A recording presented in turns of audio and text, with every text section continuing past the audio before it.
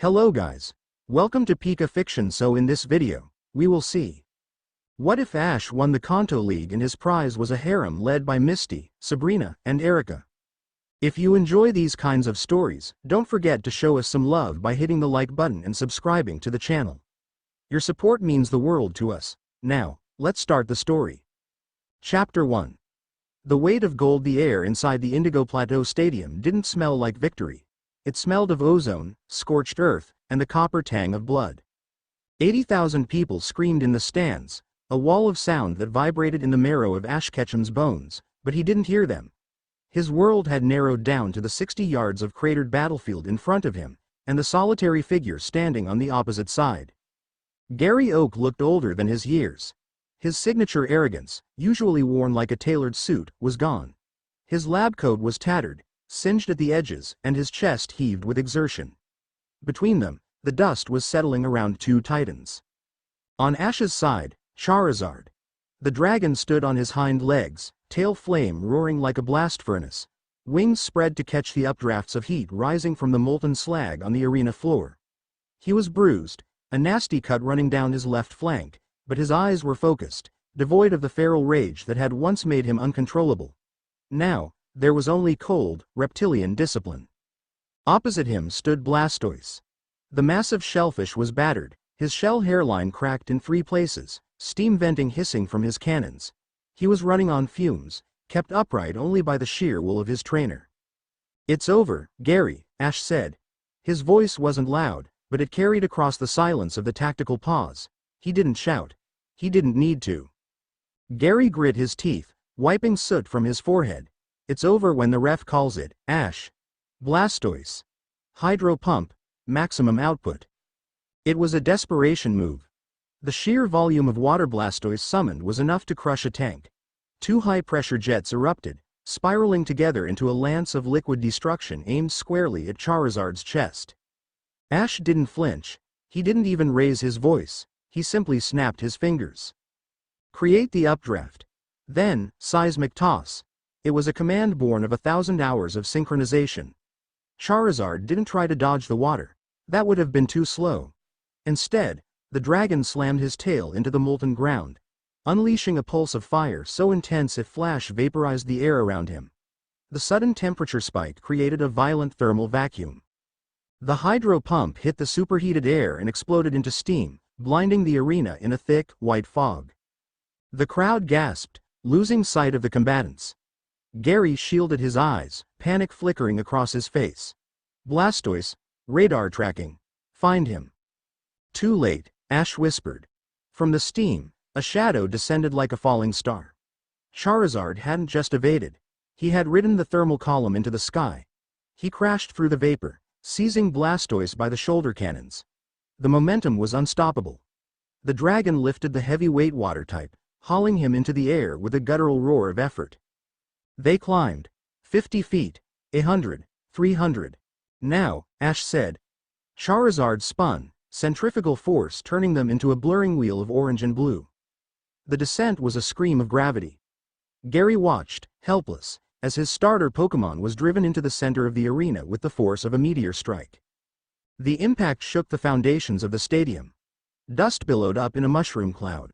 The shockwave rattled the glass of the VIP boxes high above. When the dust cleared, Charizard stood over the crater, smoke curling from his nostrils. In the center of the pit, Blastoise lay unconscious, his limbs sprawled, defeated. The referee, a veteran of 3 wars, waved his flag. "Blastoise is unable to battle. The winner, and the new champion of the Kanto League, is Ash Ketchum." The noise that followed was physical. It hit Ash like a wave. Confetti cannons fired, painting the sky, but Ash felt a strange hollowness in his chest. He looked at Gary, who was recalling his fallen Pokémon. Ash walked across the shattered field. He extended a hand. Gary looked at the hand, then up at Ash's face. For a moment, the old resentment flared. The grandson of the professor, the prodigy, beaten by the kid from Pallet Town. But then, Gary sighed, his shoulders slumping. He took the hand. "You didn't just beat me," Gary said quietly, leaning in so the microphones couldn't pick it up. "You dismantled me, Ash. Where did you learn to fight like that?" "The world isn't a game, Gary," Ash replied, his eyes dark. I stopped playing a long time ago. Gary pulled back, looking at his childhood friend with a new, unsettling realization.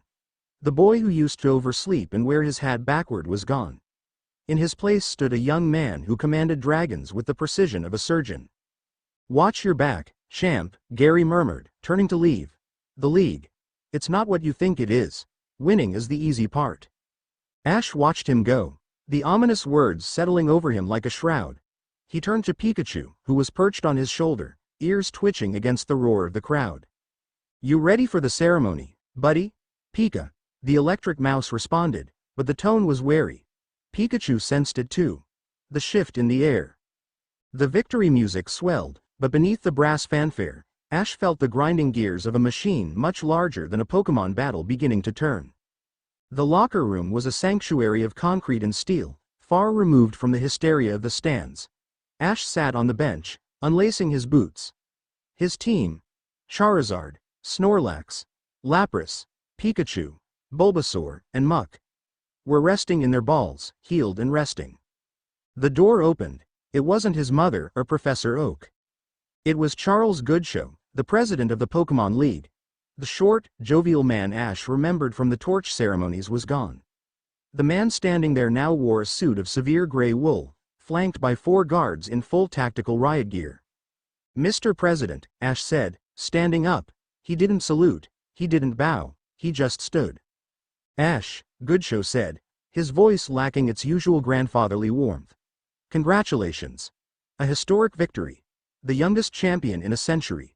The metrics were off the charts. Thank you. I'm assuming the trophy presentation is upstairs? Goodshow didn't smile. He gestured to the guards, who stepped back, securing the hallway. He closed the door and locked it. There is a trophy, yes. A cup of gold and silver. You can put it on a shelf. It means nothing. Goodshow walked to the center of the room, leaning on his cane. The League, Ash, is not a sporting organization. It is the governing body of the Kanto region. We maintain order in a world filled with monsters that can breathe fire and warp reality. To be champion is not just a title, it is an office. Ash narrowed his eyes. You're talking about politics. I'm a trainer. You were a trainer. As of 20 minutes ago, you were the Warden of the East. Goodshow reached into his coat and pulled out a heavy, leather-bound document. This is the Concordat of the Prism. It was written 300 years ago, after the great Pokémon War that nearly wiped humanity off this continent. It dictates the transfer of power. Ash felt a cold prickle on the back of his neck. Transfer of power? The region is fractured, Ash. The gym leaders. They are not just coaches. They are warlords. City-states. Lieutenant Surge controls the power grid. Blaine controls the geothermal research. Giovanni. Well, Giovanni is gone, but Viridian remains a stronghold of organized crime. To keep them from tearing each other apart, there must be a central figure they are bound to. Goodshow placed the document on the bench. The champion serves as the linchpin, and to ensure the loyalty of the most powerful houses, the Concordat invokes the right of union. Ash stared at the book. Right of union, that sounds like marriage? In the archaic sense, perhaps. In the modern sense, it is an absolute political and military alliance. Goodshow's eyes bored into Ash. You have won the allegiance of the 3 pillars of Kanto. The water of Cerulean. The mind of Saffron.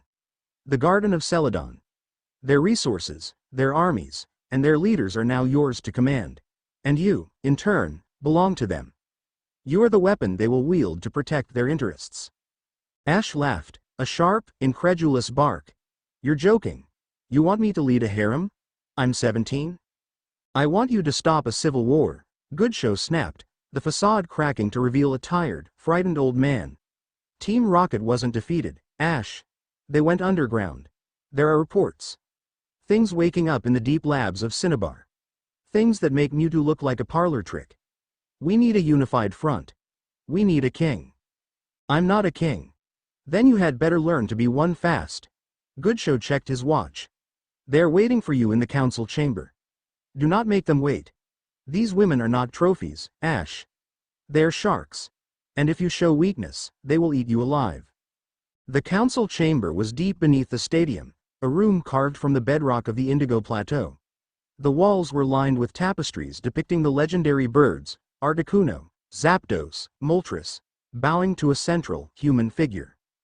Ash walked in, the heavy oak doors booming shut behind him. The room was dimly lit, illuminated by a massive, glowing prism in the center of a round table. 3 chairs were occupied. To his left sat Misty. She looked different than the girl who had chased him for a bite. She wore a ceremonial kimono of deep cerulean blue, embroidered with silver waves. Her hair was pinned up, severe and elegant. Her togepi was gone. At her hip rested a pokeball that Ash knew contained a Starmie capable of cutting steel. She looked furious, her jaw set tight, refusing to meet his eyes. To his right sat Erika. The mistress of Celadon was the picture of poise. She wore a formal kimono of green and gold, holding a folding fan that partially obscured her face. Her eyes, however, were sharp, calculating, assessing Ash like he was a rare, potentially dangerous specimen she was considering buying. And directly across from him sat Sabrina. She didn't wear ceremonial robes. She wore her standard maroon outfit, tight and functional. She was levitating slightly above her chair, her eyes glowing with a faint, violet luminescence. She was staring directly into Ash's mind. Ash stopped at the edge of the table. He didn't sit. "So," Ash said, his voice echoing in the stone chamber, "the Concordat." "It is archaic," Erika said softly, her voice like wind through chimes. "Barbaric, even, but binding. My legal team has spent the last hour trying to find a loophole. There are none." She snapped her fan shut. "Celadon brings 50% of the region's GDP to this table, Mr. Ketchum. I do not hand over my city to a child."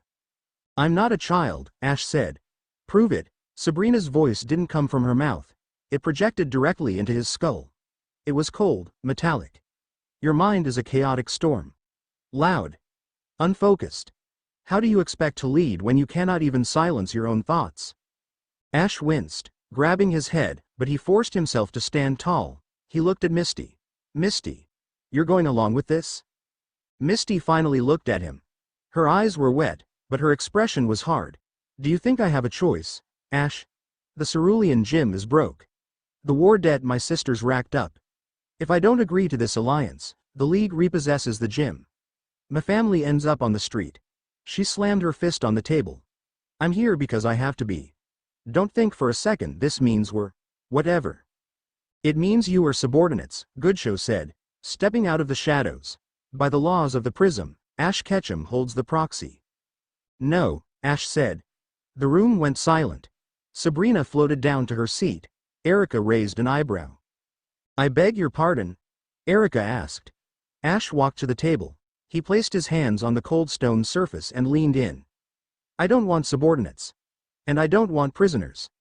If we do this, if we're going to run this region, we do it as equals." "The law does not allow for equals," Goodshow warned. "Then change the law," Ash snarled, turning on the old man. "Or I walk. I take my Charizard, I take my title, and I go back to Pallet Town. You can fight the rockets and the monsters by yourself." He looked back at the 3 women. "Misty, I'm not your owner. I'm your partner. Just like always." Misty's expression softened, just a fraction. "Erika," Ash continued, turning to the grass-type master. "I don't want your money. I want your advice. You know this world better than I do. Teach me how to navigate it." Erika tilted her head. A small smile played on her lips. "Humility. A rare trait in a champion. I am listening." "And Sabrina?"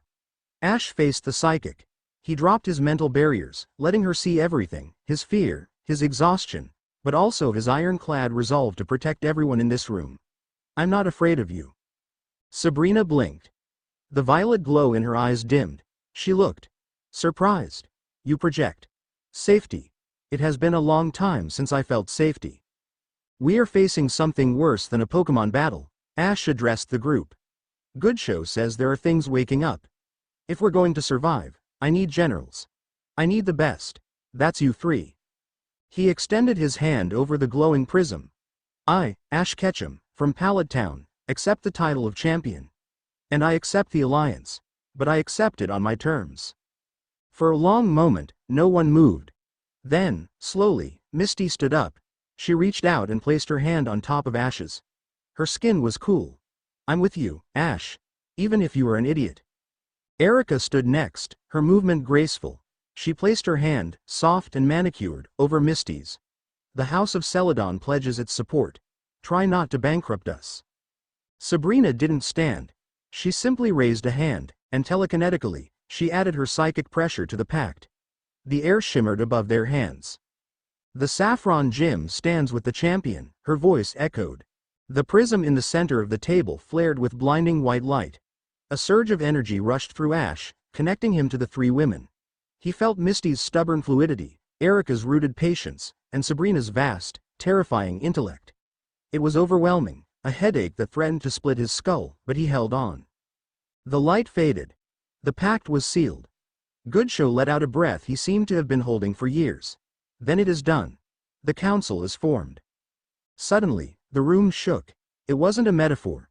The ground lurched violently, dust falling from the ceiling. Earthquake? Misty asked, grabbing the table for balance. Sabrina's eyes widened, glowing bright white.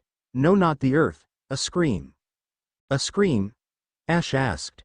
Something woke up, Sabrina whispered, fear bleeding into her telepathy. Something ancient, and it is very, very angry. Ash looked at the map of Kanto on the wall. A red light began to blink rapidly over the location of Mount Moon. And so it begins, Ash said, his voice grim. He looked at his three partners. Suit up. We have work to do. 3 hours later, the champion's quarters, the adrenaline had faded, leaving Ash staring out the reinforced glass of the high-rise suite. The Indigo Plateau was quiet now, the crowds dispersed. He held a glass of water, his hand trembling slightly. The weight of the last few hours was crushing. He was the most powerful man in Kanto, and he had never felt more trapped. A soft knock on the door broke his reverie. Come in. It was Misty. She had changed out of the ceremonial kimono into something more practical, jeans and a yellow tank top, though she still wore the sigil of the Concordat on a chain around her neck. She walked in and leaned against the balcony railing next to him. They stood in silence for a long time, watching the moon rise. You were good out there today, she said finally, with Gary. Had to be. And in the council room, she added, standing up to Goodshow. You saved me, Ash, again. Ash looked at her. In the moonlight, the sharp edges of the warrior softened. She was just Misty, the girl who had fished him out of a river. I meant what I said, Ash told her. I don't own you. I know. She turned to face him. But the law is the law, Ash. To the world, I am yours. And that puts a target on my back, and yours. Let them come. Misty smiled, a sad, fleeting thing. She reached out and adjusted his collar. Her fingers lingered near his neck. The tension between them, always present, spiked. It wasn't the playful crushing of their journey. It was heavier, adult. You're going to have to be careful with Sabrina, Misty warned softly. She wants to consume you. Not like Erika, who wants to use you. Sabrina wants to merge with you. Don't let her in too deep. I can handle Sabrina. Can you? Misty challenged. You've never dealt with power like this, Ash. You're playing with fire, water, and the mind. I have you to keep me from drowning, he said. Misty's breath hitched. She looked up at him, her eyes searching his. For a second, he thought she might kiss him. The air was charged, the distance between them vanishing. Then, the tactical comms unit on the desk beeped. A harsh, rhythmic alarm. Ash pulled away, stepping to the desk. He hit the button. Report, he barked, the commander taking over. A static-filled voice responded. Champion Ketchum. This is Outpost 4 at Mount Moon. We have a situation. The excavation team found something. Or, something found them. Be specific, Ash ordered. They're dead, sir. All of them. And there's a man here. He's not using Pokemon. He's tearing the rocks apart with his bare hands. The line went dead with a wet crunching sound. Ash stared at the console. He felt Misty step up behind him, her hand going to her Pokeball. Ash turned. His eyes were hard as flint. Get Erika and Sabrina. Meet me at the helipad in 5 minutes. Where are we going? Mount Moon, Ash said, grabbing his hat and turning it backward, the old habit surfacing in the face of danger. We're going to see what kind of god bleeds. Chapter 1 and Chapter 2. Cerulean Blue's the League transport helicopter. A heavily armored VTOL usually reserved for extraction teams. Cut through the night sky like a black knife. Inside, the cabin was bathed in the harsh red glow of tactical lights. The roar of the rotors was deafening, drowning out all but the loudest thoughts. Ash sat near the open bay door, his legs dangling over the edge, secured only by a safety harness. The wind whipped at his face, cold and biting, but he didn't close the door. He needed the air. He needed to feel the reality of the world rushing beneath him to ground himself after the surrealism of the council chamber. Opposite him, Erika was strapped into a jump seat, looking entirely out of place. She was still wearing her ceremonial kimono, though she had donned a pair of noise-canceling headsets. She was reading a dossier on a tablet, her face illuminated by the screen's blue light, calm as a frozen pond. Sabrina sat in the darkest corner, her knees pulled to her chest. She wasn't wearing a headset. She didn't need one. Her eyes were squeezed shut, sweat beading on her forehead. To a psychic, Mount Moon wasn't just a mountain. Right now, it was a broadcasting tower of pain. Misty unbuckled her harness and moved to sit beside Ash, grabbing the overhead strap for stability. She leaned in, her voice fighting the wind. "Sabrina's getting worse," she shouted, nodding toward the psychic. "Whatever is down there, it's screaming on a frequency only she can hear." Ash pulled his gaze away from the dark canopy of the Viridian forest below. ETA? 2 minutes to the drop zone. Pilot says thermal imaging is useless. The mountain is venting too much heat. It's blinding the sensors. Ash nodded, checking the strap on his belt where his pokeballs were magnetically locked. "We go in hard. Secure the perimeter first. If there are survivors, we find them. If not, we neutralize the threat." Misty studied his profile. The boyish softness was gone, replaced by the hard angles of a young man who had seen too much. "You sounded like Lieutenant Surge just now." "Surge survived a war, Misty," Ash said, his voice flat. "That's the goal." The pilot's voice crackled over the comms. "LZ in sight. We have. Holy hell. Visual confirmation on the excavation site. The structural integrity is compromised. It looks like something clawed its way out." The helicopter banked sharply. Ash leaned out. Mount Moon was a jagged silhouette against the stars, but near the base, a crater glowed with an unnatural, sickly violet light. Vehicles were overturned, burning. The mobile research lab was cracked open like an eggshell. "We're not landing," Ash commanded into his headset. "Hover at 30 feet, we drop." "Ash, that's suicide without a rappel line." Erika's voice cut in, calm but sharp. "Charizard." Ash grabbed a pokeball and threw it out into the void. With a flash of white light, the dragon materialized in the turbulent air, his wings snapping open to catch the downdraft. He roared, a sound that challenged the helicopter's engine. "Misty, take Erika. Starmie can levitate you down. Sabrina, can you fly?" Sabrina's eyes snapped open. They were entirely black. "I can descend." "Go." Ash unclipped his safety line and jumped. He didn't fall. He was caught. Charizard banked, letting Ash land crouched between his shoulder blades. The dragon dove, banking hard toward the burning crater. The ground was glass. The heat of whatever battle had taken place here had fused the sand and rock into a slick, obsidian surface. Ash slid off Charizard's back as the dragon touched down, his boots crunching on the brittle earth. The smell was atrocious, burning rubber, ozone, and copper. Misty and Erika touched down seconds later, Starmie spinning rapidly to create a localized gravity field that lowered them gently. Sabrina floated down like a phantom, her feet hovering inches above the scorched ground. "Report," Ash ordered, scanning the wreckage. "No heartbeats," Sabrina whispered. She was clutching her head. Silence. Terrible silence. Ash walked toward the ruins of the main excavation drill. A massive piece of machinery, weighing easily 10 tons, had been twisted into a corkscrew. "This wasn't an explosion," Ash muttered, running a gloved hand over the metal. "See these indentations? These are finger marks." "Human?" Erika asked, stepping gingerly over a shattered spotlight. "Too big for a human. Too small for a Machamp," Misty observed, unholstering a pokeball. "Ash, look at the rock face." Ash turned. The entrance to the moon cave had been widened. Not dug out, but pushed out. The stone was bowed outward. From the darkness of the cave mouth, a sound emerged. A wet, rattling breath.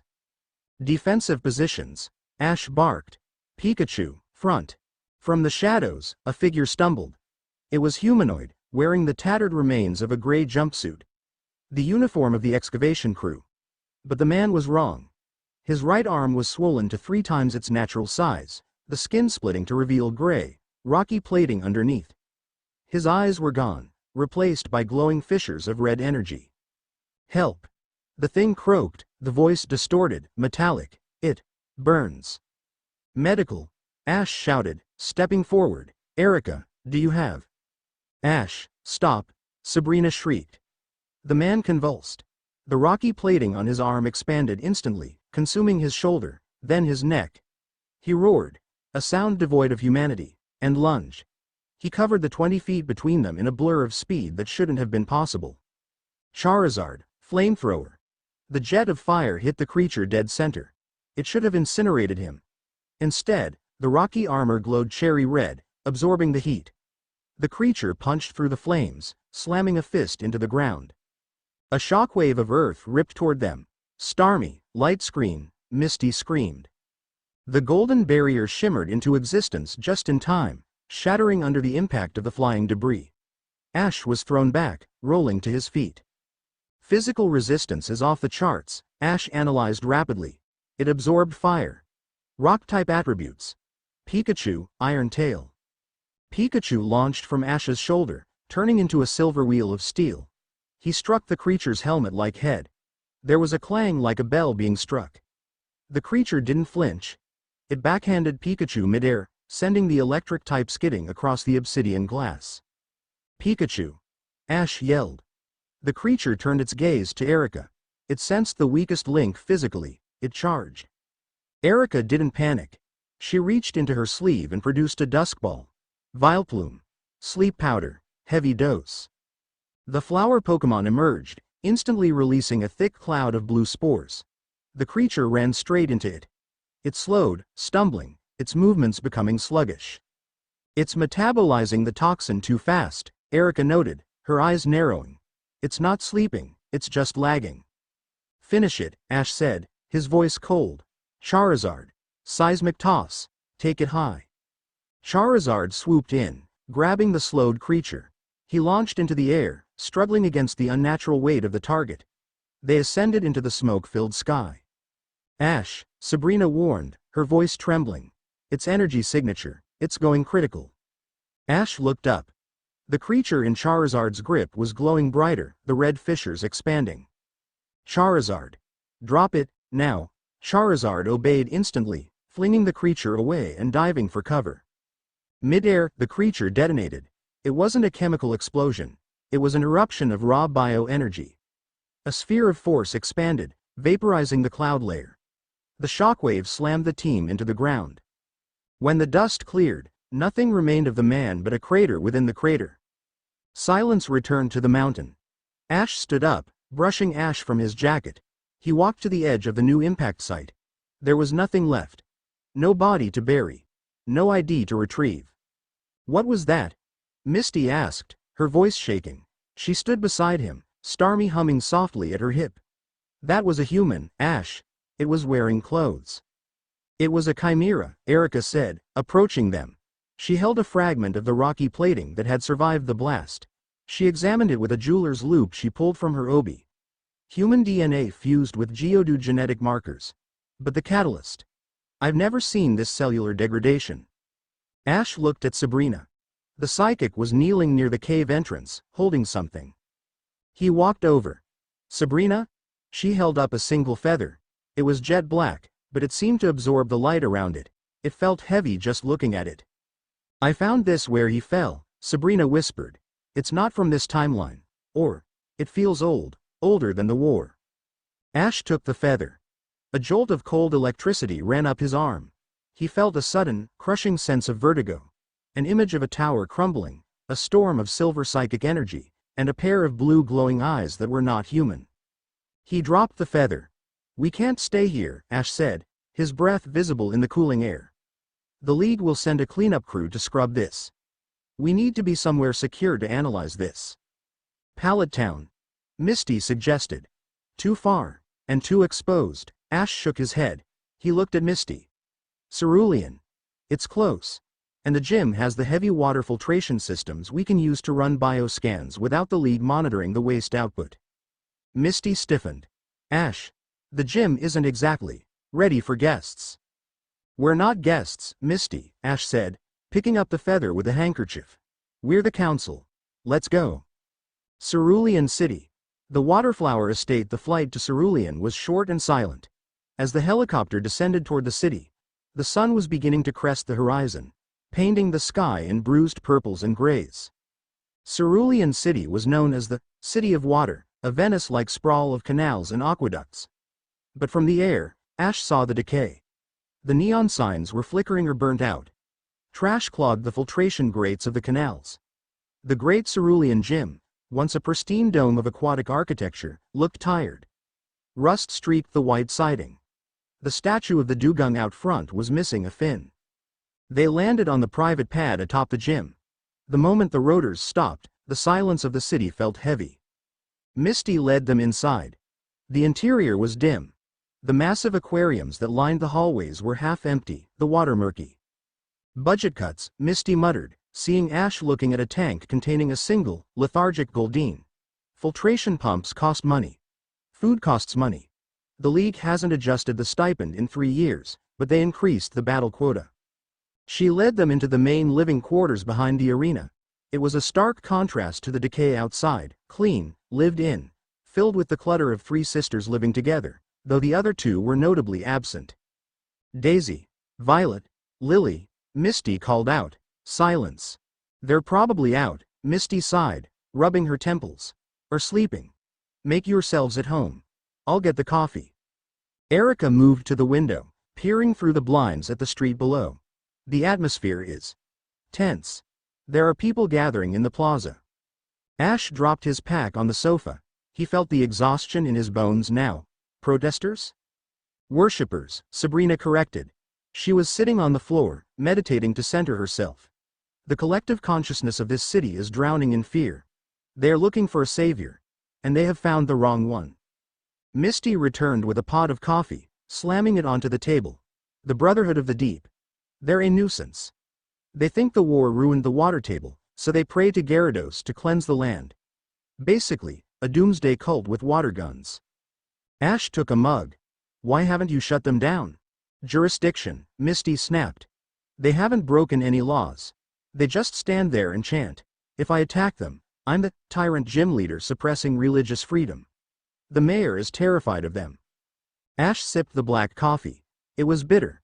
Misty, we need to talk about the gym, about the alliance. Misty crossed her arms, leaning against the counter. What about it? You saw the tanks, Ash. I'm broke. The alliance saves the building, but it doesn't fix the rot. I can divert funds from the Celadon treasury, Erika offered politely, an infrastructure grant. I don't want charity, Erika, Misty shot back, her pride flaring. It's not charity, Ash stood up, his presence filling the small kitchen. It's logistics. This is a forward operating base now. We upgrade the security. We fix the tanks.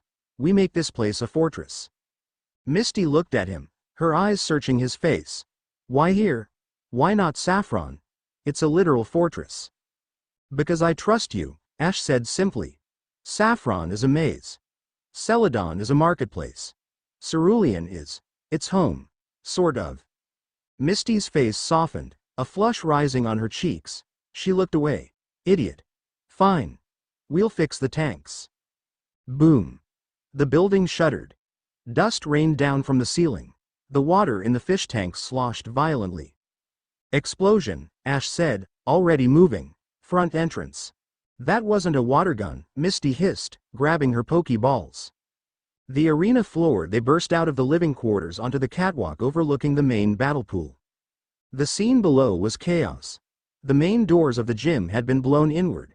Smoke billowed across the water. Pouring through the breach were dozens of figures wearing deep blue robes and tactical vests.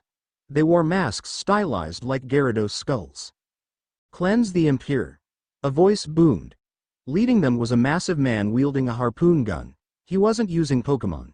He was firing explosive bolts into the spectator stands. "It's the Brotherhood," Misty yelled. "They're actually attacking." "They picked a bad day," Ash growled. He vaulted over the railing, dropping 20 feet to the arena floor below. He landed in a crouch, Pikachu sparking on his shoulder. "Stop," Ash commanded, his voice amplified by the acoustics of the dome. The cultists froze. They looked at the boy in the hat.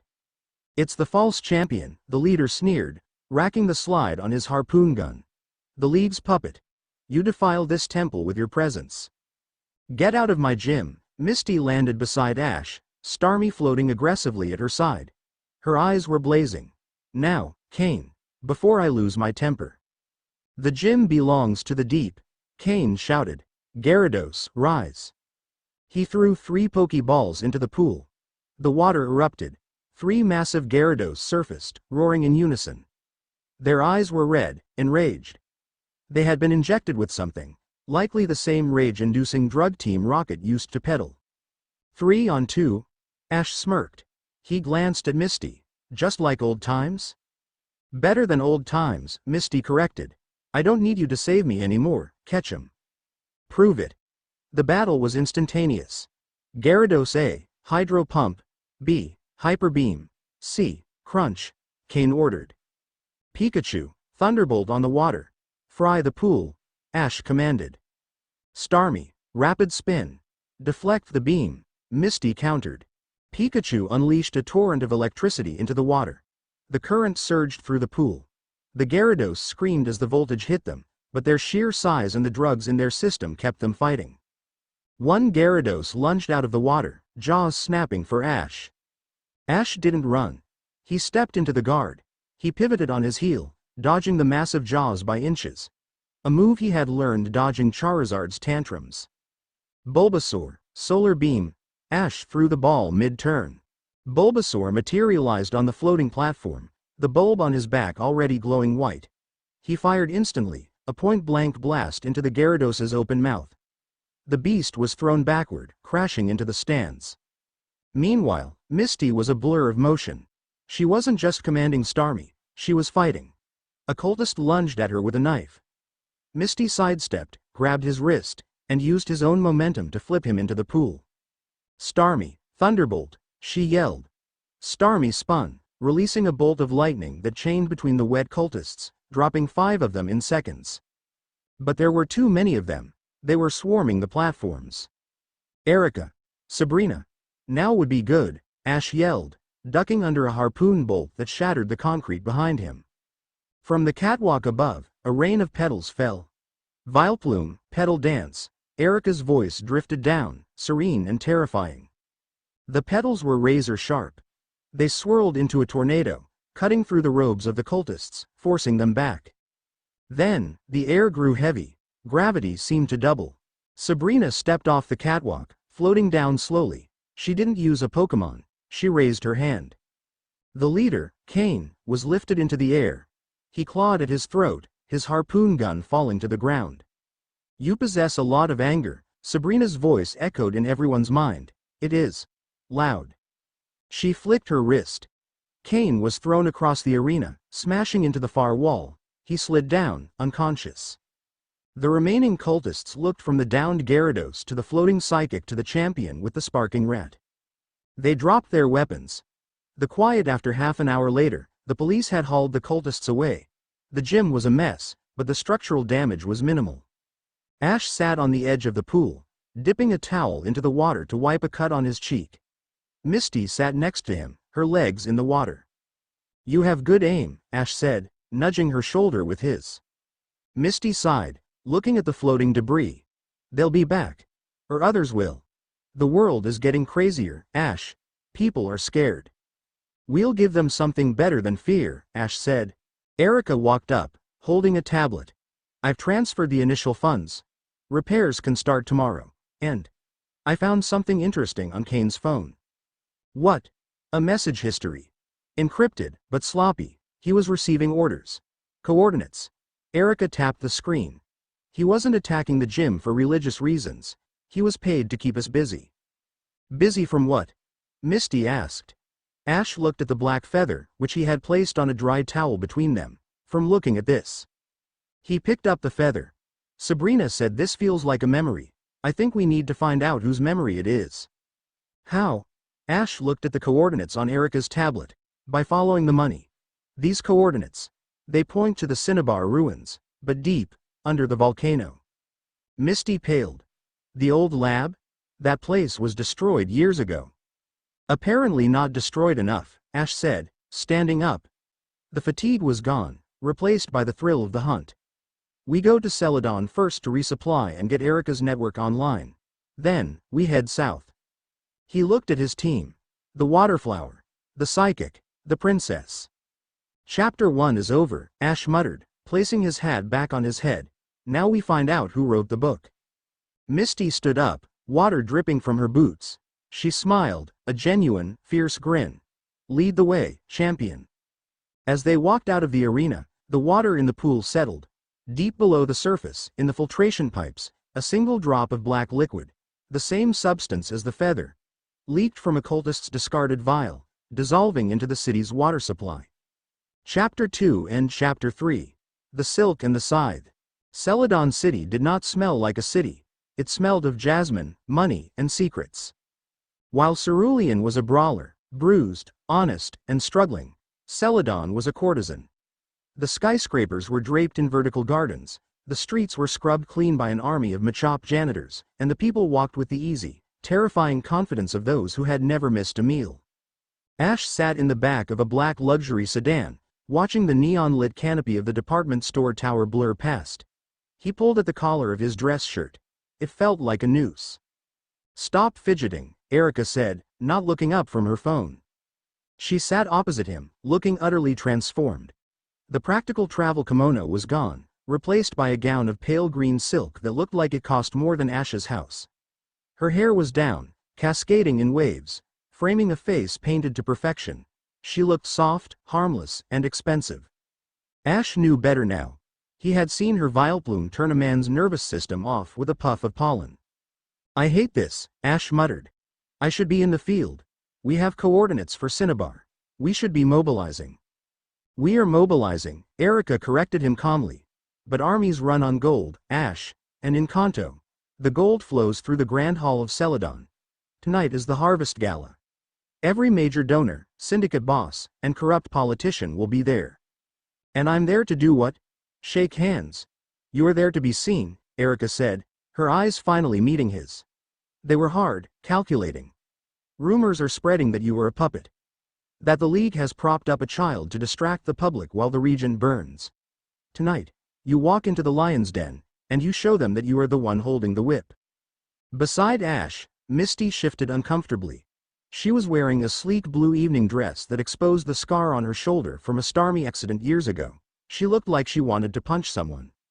"I feel naked without my belt," Misty grumbled, clutching a small, sequined clutch that barely fit two shrunken pokeballs. "We are weapons, Misty," Sabrina whispered from the corner. She wore black velvet, absorbing the light. She wasn't fidgeting. She was staring at the driver's head with unblinking intensity. "We do not need belts to be dangerous." The car slowed, turning into a massive wrought iron gate flanked by arcanine statues. "Listen to me closely," Erika said, her voice dropping to a whisper as the car stopped. "Inside, there will be no Pokemon battles. The violence here is different. It is soft. It is words, glances, and implications. Do not lose your temper. If you draw a Pokeball, you lose. If you yell, you lose. You must be the ice." Ash took a deep breath, channeling the cold focus he used when commanding Charizard. He adjusted his jacket, a black suit that fit him surprisingly well, tailored to hide the lean muscle of a runner. "Ice," Ash repeated. "Got it." The Grand Hall was a cathedral of glass and steel. 1,000 people filled the space, a sea of tuxedos and gowns swirling around fountains of champagne. A string quartet played softly in the corner, drowned out by the hum of conversation. When the doors opened and the announcer called out, "The champion of Kanto, Ash Ketchum, and the Council of the Prism," the room went silent. Ash walked in. He didn't wave. He didn't smile that goofy, wide grin he was famous for on television. He walked with a predator's gait, smooth, balanced, eyes scanning the perimeter, checking exits, checking sightlines. Misty walked on his left, scanning the crowd. Sabrina floated, literally hovered an inch off the ground, on his right, her presence a low-level static charge that made the hair on people's arms stand up. Erika led the way, a queen introducing her executioner. The silence broke into a ripple of whispers. Ash navigated the room, guided by Erika's subtle touches on his elbow. He shook hands with the mayor of Saffron, sweaty grip, fearful eyes. He nodded to the CEO of Sylph Company, firm grip, arrogant. He ignored the cameras flashing in his face. Mr. Ketchum. A man blocked their path. He was distinctively round, wearing a purple suit and holding a wineglass that was dangerously full. Gideon Malrock. Mining magnate. I must say, you're shorter in person. Ash stopped. He looked at Malrock, and you're louder. The circle of socialites gasped. Malrock turned a dangerous shade of red. Excuse me. I fund 30% of the league's infrastructure. I expect a little respect from a boy who got lucky with a Charizard. Erika stepped forward, smiling sweetly. Mr. Malrock, surely you aren't bringing up luck? Wasn't it luck that caused the safety inspector to miss the structural faults in your Diglett's cave operation last month? The one that collapsed? Malrock paled. That was an anomaly, I'm sure, Ash said, his voice bored. He stepped closer to the man, invading his personal space. We're going to need to increase the excavation budget for the Cinnabar survey. I expect your contribution by morning. Consider it insurance against further anomalies. He walked past the man without waiting for an answer. Once they were out of earshot, Erika leaned in, hiding her mouth behind her fan. Brutal. I liked it. I just want a drink, Ash muttered. Don't drink anything you didn't pour yourself, Misty warned, scanning a waiter who lingered too long. They reached the VIP balcony, overlooking the chaotic dance floor. It offered a moment of respite. They're terrified of you, Sabrina noted, looking over the railing. Their minds are loud. Child soldier. Monster tamer. Usurper. But mostly, fear. Good, Ash said. He leaned on the railing, looking at the city skyline. Fear keeps them in line while we deal with the real threat. Speaking of threats, Misty murmured, nodding toward the far entrance. Look who just walked in. It wasn't a villain. It was a woman with wild crimson hair and a pair of sunglasses, despite it being night. Lorelei of the Elite Four. She spotted them and made a beeline for the balcony, moving with the icy grace of her specialty type. Champion, Lorelei said, nodding curtly. Ladies. Lorelei, Ash acknowledged. I thought the Elite Four were staying neutral. There is no neutral anymore, Ash, Lorelei said, taking a glass of champagne from a passing tray but not drinking it. Lance is missing. Ash straightened up. Missing? He went to investigate a disturbance near the Dragon's Den in Johto 3 days ago. No contact since. His Dragonite returned alone, badly wounded. She lowered her glasses, revealing eyes rimmed with exhaustion. Whatever you found at Mount Moon. It's not isolated. Something is hunting the strong. We found a chimera, Ash said quietly, human fused with Pokemon. Lorelei's grip on the glass tightened until the stem snapped. Champagne spilled over her glove. Then it's true, the Genesis Project. Before she could explain, the lights in the grand hall cut out. Darkness swallowed the room. The music stopped. The crowd screamed. Sabrina. Ash barked. I can't see, Sabrina gasped, stumbling back. Psychic dampeners. Someone just turned on a scrambler field. Red emergency lights flickered on, casting the hall in a hellish crimson glow. From the ceiling, glass shattered. Ropes uncoiled. Figures in black tactical gear rappelled down, landing silently on the banquet tables. They didn't have guns. They had blades, and they had Pokemon, small, fast shadows. Ariados. Scyther. Target the balcony. A voice shouted from the floor. Get down. Ash shoved Erika and Lorelei to the floor as a hypercutter blade of wind slashed through the space where their heads had been.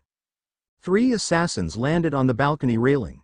They wore the same stylized masks as the cultists in Cerulean, but these were high-tech, glowing with optics. Kill the Boy King. An Ariados lunged, shooting a web meant to pin Ash to the wall. Ash didn't have time to think. He moved on instinct. Pikachu, Iron Tail, cut the web.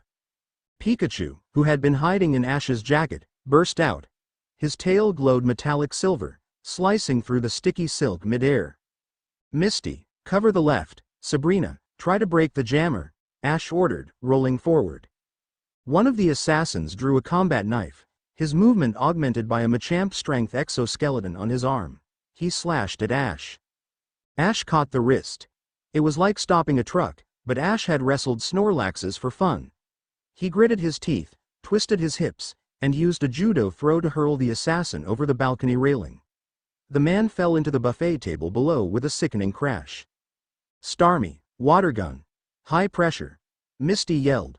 Her Starmie, emerging from the tiny clutch bag in a flash of light, fired a jet of water that hit the second assassin in the chest, blasting him back through the glass doors. The third assassin, a woman, was faster. She ignored Misty and Ash, lunging straight for Erika, who was still on the floor. The assassin raised a serrated dagger dripping with purple liquid. No, Ash scrambled, but he was too far. Erika didn't scream. She didn't cower. She reached into her silk dress and pulled out a single, small Pokeball. She didn't throw it. She just opened it. Victory Bell. Swallow. The flycatcher Pokemon materialized directly over the assassin. The massive plant opened its maw and descended. The assassin shrieked as she was engulfed head first by the plant. Victory Bell clamped its mouth shut, muffled struggling visible inside the leafy sac, and spat the woman out, unconscious and covered in paralyzing acid, across the floor. Erika stood up, smoothing her dress. Disgusting. The lights flickered back on. The scrambler field died. Sabrina's eyes flared blue. She lifted both hands. Down on the main floor, 6 more assassins who were rushing the stairs suddenly froze. They began to float. Sit down, Sabrina projected. She slammed them all into the floor simultaneously. The marble cracked. They didn't get up. Silence returned to the hall, broken only by the whimpering of the wealthy. Ash stood in the center of the carnage, chest heaving. Pikachu sparked on his shoulder, cheeks crackling. Ash walked to the balcony edge and looked down at the crowd. At Malrock, who was cowering under a table. The gala is over, Ash announced, his voice carrying without a microphone. Go home. The greenhouse, Erika's private estate 2 hours later, the chaos had subsided. The police had taken the assassins. What was left of them? The press had been silenced by Erika's PR team. Ash, Misty, Sabrina, and Erika sat in Erika's private tea room. It was a traditional tatami room, overlooking a moonlit koi pond. The contrast between the blood of the gala and the serenity of this room was jarring. Ash had ditched the suit jacket. His shirt was unbuttoned, sleeves rolled up. He had a bruise forming on his jaw where a stray elbow had caught him. Erika was preparing tea. Her movements were precise, ritualistic. Whisk. Pour. Turn. She slid a cup to Ash. You saved my life, she said softly. You saved yourself, Ash countered, taking the cup. That Victory Bell move was nasty. Effective, Erika corrected. She took a sip of her own tea. But you fought like a wild animal, Ash. I watched you throw a man over a railing. You didn't hesitate. Hesitation gets you killed. Erika set her cup down. She looked at Misty and Sabrina. Leave us, please. Misty stiffened. Excuse me. I need a moment with the champion. Alone. Matters of finance and gratitude. Misty looked at Ash. Ash nodded slightly. It's okay, Mist. Misty scowled but stood up. I'll be outside, with a Gyarados. Sabrina vanished in a teleport blip. When they were alone, the air in the room changed. It grew heavier, scented with sweet grass and ozone. Erika crawled across the tatami mats until she was sitting directly in front of Ash. She reached out and touched the bruise on his jaw. Her fingers were cool. They say the grass type is weak to fire, Erika whispered, her eyes dark and unreadable. But plants are patient. We grow through the cracks in the concrete. We strangle the mightiest towers. Is that a threat? Ash asked, his heart beating faster, though not from fear. It is a promise. Erika leaned in, her forehead resting against his. Tonight, I saw a king, Ash. Not a boy. You controlled the room. You controlled the violence. She pulled back slightly, her gaze dropping to his lips, then back to his eyes. The Celadon treasury is open to you. My network of spies is yours. And She took his hand and placed it on the silk sash of her waist. Whatever else you require to win this war. I am not just an ally, Ash. I am an investment. Do not let me go to waste. It wasn't a confession of love. It was a transaction, sealed with intimacy. It was confusing and intoxicating. Ash looked at her. He saw the steel beneath the silk. I won't let you down, Erika. Good. She kissed him on the cheek, a lingering, soft touch that sent a shiver down his spine, and then pulled back, instantly regaining her composure. Now. Drink your tea. We have work to do. She produced a small, velvet bag from her sleeve. The assassin. The one Victory Bell ate. She had this. Erika appended the bag. A vial rolled onto the table. Inside was a swirling, silver and purple liquid. It's not just genetic material, Erika said, her voice dropping to a terrified whisper. My field lab ran a quick spectral analysis before I came in here. The DNA. It's shifting. It's mutating in the vial. Ash picked it up. Mutating into what? Everything, Erika said. It has markers for every elemental type. Fire, water, electric. All of them. It's a blank slate. If they inject this into people, they can make soldiers who can use any move, Ash finished, realizing the horror of it, like Mew. Project Genesis, Ash said, clenching the vial. They aren't trying to catch Pokemon. They're trying to become them. The sliding door slammed open. Misty stood there, looking pale. Ash. Turn on the TV. Now. Erika grabbed the remote. The screen flickered to life. A news helicopter feed. It showed the Viridian forest, but the forest was moving. Trees were uprooting themselves. Not pseudo-wudo, actual oak trees, twisted and warped by purple veins, were marching. Swarms of Rattata and Pidgey were swarming the camera, but they were wrong, too big, too aggressive, their eyes glowing red. The chyron at the bottom of the screen read, Biohazard outbreak, Pallet Town under siege. Ash dropped the teacup. It shattered on the floor. Mom, he whispered. He stood up, the chair clattering behind him. The cool, collected champion was gone. The sun was back. Get the jet, Ash ordered, his voice shaking with a rage that terrified even Erika. We're going home. And I'm going to burn everything that touches that town. Chapter 3 and Chapter 4. Mind over matter. The sky above Pallet Town was the color of a fresh bruise.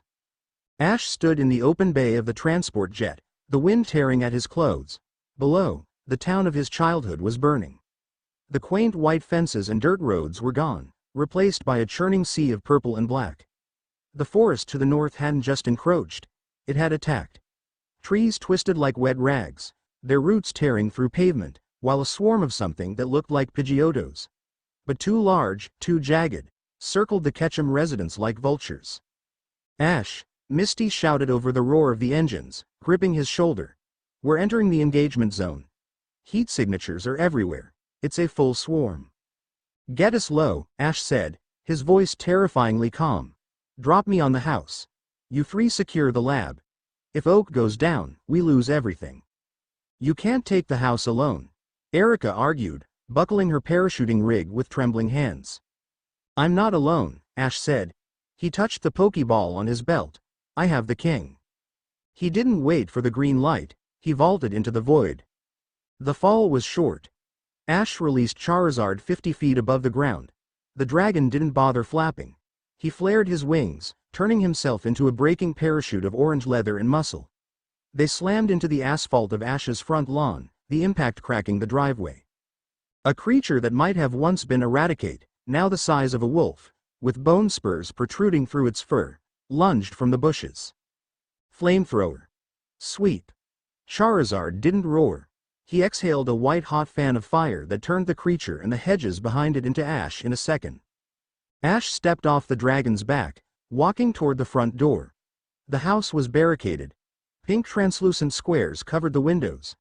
Mr. Mime's barriers. They were cracking under the assault of a dozen mutated Spearow pecking manically at the glass. Pikachu, thunder. The sky answered. A pillar of lightning struck the roof, channeling down through the gutters and arching outward, frying the flock in a blinding flash. The front door flew open. Delia Ketchum stood there. She held a frying pan, but her eyes were those of a woman who had raised a boy that wrestled Onyx. Behind her, Mr. Mime was panting, his hands glowing as he maintained the barriers. "Ash," she breathed, dropping the pan. "Mom." Ash stepped inside, kicking a twitching Spiro carcass off the porch. "Where is everyone?" "Professor Oak took the townspeople to the lab," she said, hugging him fierce and hard. "He said the corral's fences are electrified. But Ash, the Pokémon, they're screaming. I can hear them screaming." "I know." Ash pulled back, looking at Mr. Mime. "Mimey, drop the barriers. Save your energy. We're moving to the lab." "Mime." The Pokémon nodded, exhausted but resolute. "Charizard," Ash commanded, pointing to his mother. "She rides. You walk. If anything touches her, burn the entire town down." Charizard snorted, a plume of smoke curling around Delia. He lowered a wing, allowing her to climb up. For the first time, the dragon looked at Delia with something akin to deference. She was the Alpha's mother. "Let's go," Ash said. The road to Oak's Corral was a gauntlet. The mutations weren't just random, they were tactical. Vines lashed out from the tree line like whips. Spores drifted in the air, heavy and choking. Ash moved point, Pikachu on his shoulder clearing the path with short, controlled bursts of electricity. Behind him, Charizard carried Delia, his tail flame keeping the darkness at bay. They crested the hill overlooking the corral and stopped. The lab was under siege. A massive barrier of psychic energy, purple and hexagonal, surrounded the main building. Outside, thousands of corrupted Pokémon hammered against it. But inside the perimeter, it was a slaughterhouse of a different kind. Gary Oak was there.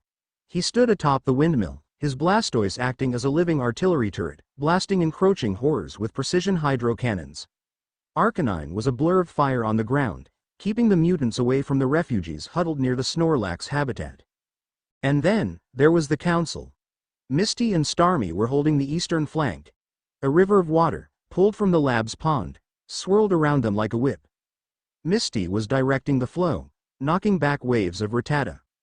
Erika had turned the western flank into a garden of death. Vileplume and Victreebel had created a perimeter of toxic spores and acid. Nothing that crossed that line remained solid. But the center was Sabrina. She floated 20 feet in the air, her eyes glowing with a light so intense it was hard to look at. She wasn't using a Pokémon. She was holding the main defensive barrier up herself. "She's redlining," Ash muttered, seeing the strain on her face even from this distance. "Charizard, get Mom inside the barrier. I'm going for the flyers." Ash didn't wait. He sprinted down the hill, tapping a ball on his belt. Snorlax.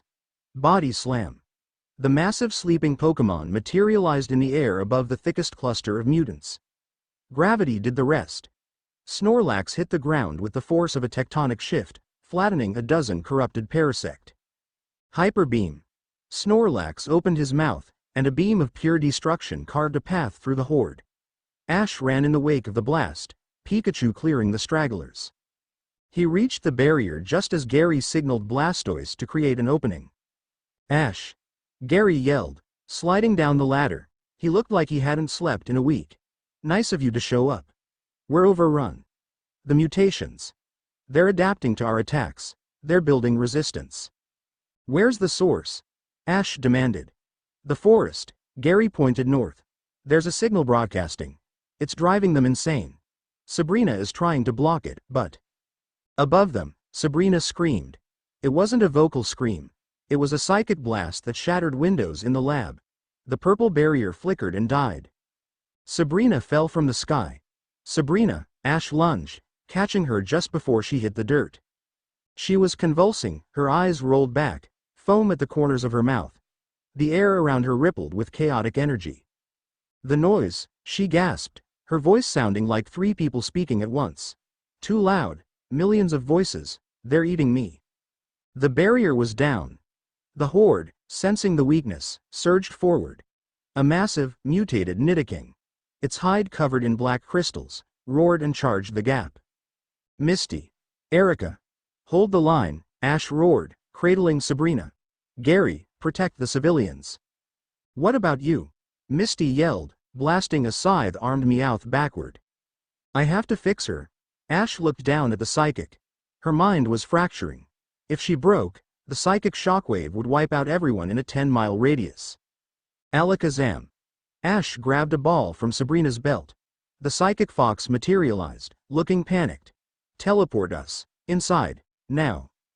With a pop of displaced air, they vanished from the battlefield and reappeared in the quiet sterility of Oak's main research room.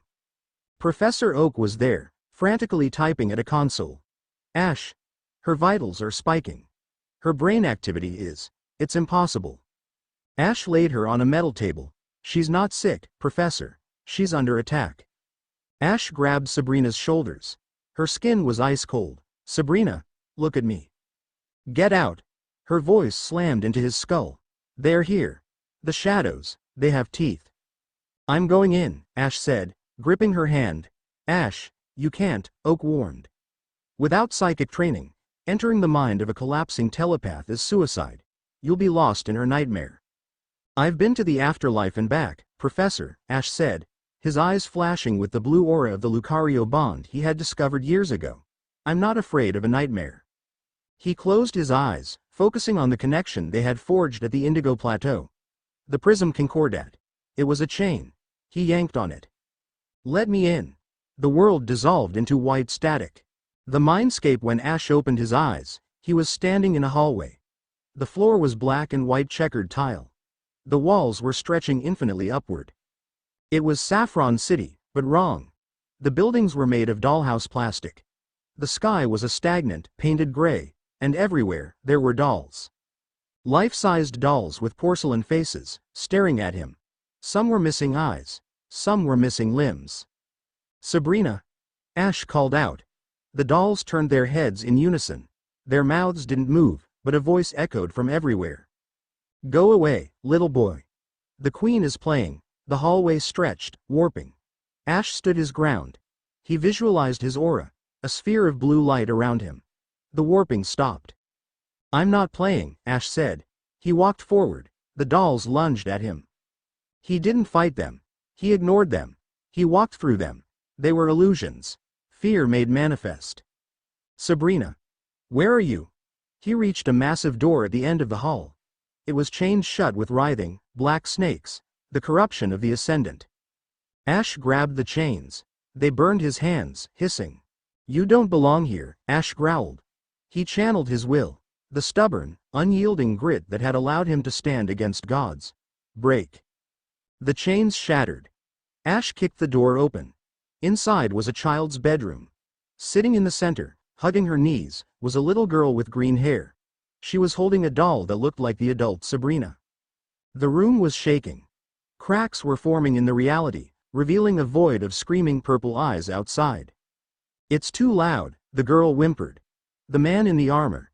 He's screaming numbers. He won't stop. Ash walked over and knelt before her. Sabrina. The girl looked up. Sabrina is gone. I'm just the fear. You're not fear, Ash said gently. You're the strongest person I know. No, she shook her head. I'm weak. I can feel their pain. The Pokemon outside. They hurt. And the man. The Ascendant. He hates us. He hates you. The walls cracked further. A massive, armored hand, Mewtwo's armor, but rusted and bloody, punched through the ceiling. Submit, a voice boomed. Ash stood up, placing himself between the girl and the hand. She doesn't submit, Ash shouted at the void, and neither do I. He turned to the girl. Sabrina, stand up. I can't. Yes, you can. Ash reached out a hand. You aren't a victim anymore. You're a warden. You're a member of my council. I don't give you permission to hide. It was harsh. It was a command. But it was what she needed. She didn't need pity, she needed a leader. The girl looked at his hand. She saw the calluses. She felt the absolute certainty radiating from him. She took his hand. As soon as she touched him, the girl dissolved into light. The light swirled, reforming into the adult Sabrina. She wore her gym leader uniform, her eyes glowing not with fear, but with fury.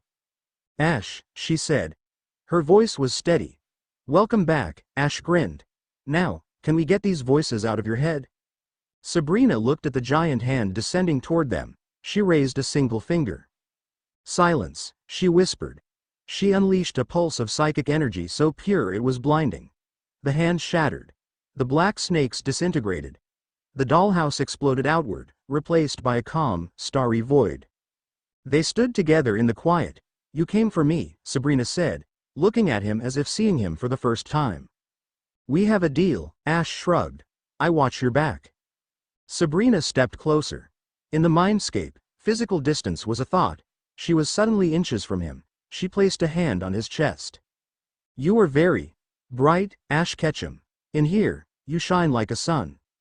"Is that a good thing?" "It is. Warm." She leaned in, her lips brushing his cheek. It wasn't physical, but the sensation was more intense than any touch. It was a soul mark. "I am yours. Mind, body, and shadow. The Ascendant made a mistake coming here." She pulled back, her eyes hardening. "Wake up, Ash. We have a battle to win." "The waking world," Ash gasped, sitting up on the metal table. Sabrina sat up next to him, her movement fluid and sharp. "Professor," Sabrina said, hopping off the table, "I need the coordinates of the broadcast signal." Oak blinked, stunned. North Quadrant. Grid 4, but the signal strength is." "It doesn't matter," Sabrina interrupted. She walked to the door. "Ash, my Alakazam is exhausted. I need a ride." Ash grabbed his hat. "Charizard is outside." They burst out of the lab. The battle was still raging, but the tide was turning. Misty and Erika had managed to funnel the mutants into a kill zone where Gary's Blastoise was keeping them pinned. "Charizard!" Ash yelled. The dragon landed, shaking gore from his claws. Ash and Sabrina mounted up. "Take us to the signal," Ash ordered. "Grid 4. Charizard launched. They flew over the chaos, heading deep into the Viridian forest. "There," Sabrina pointed. In a clearing, a massive metallic spike had been driven into the earth. It pulsed with purple light. Around it, a dozen armed men in Team Rocket uniforms, but with the Ascendant patch, were guarding a generator. "Drop us," Sabrina said. "From this height? Trust me." Ash didn't hesitate. "Dive." Charizard folded his wings. They plummeted. 10 feet from the ground, they stopped. Instantly. Sabrina's telekinesis caught them with zero inertia. The guards looked up, terrified. Ash and Sabrina dropped to the ground. "You hurt my town," Ash said, stepping forward, Pikachu cheeks sparking. "And you touched my mind," Sabrina added, her hair floating as her power flared.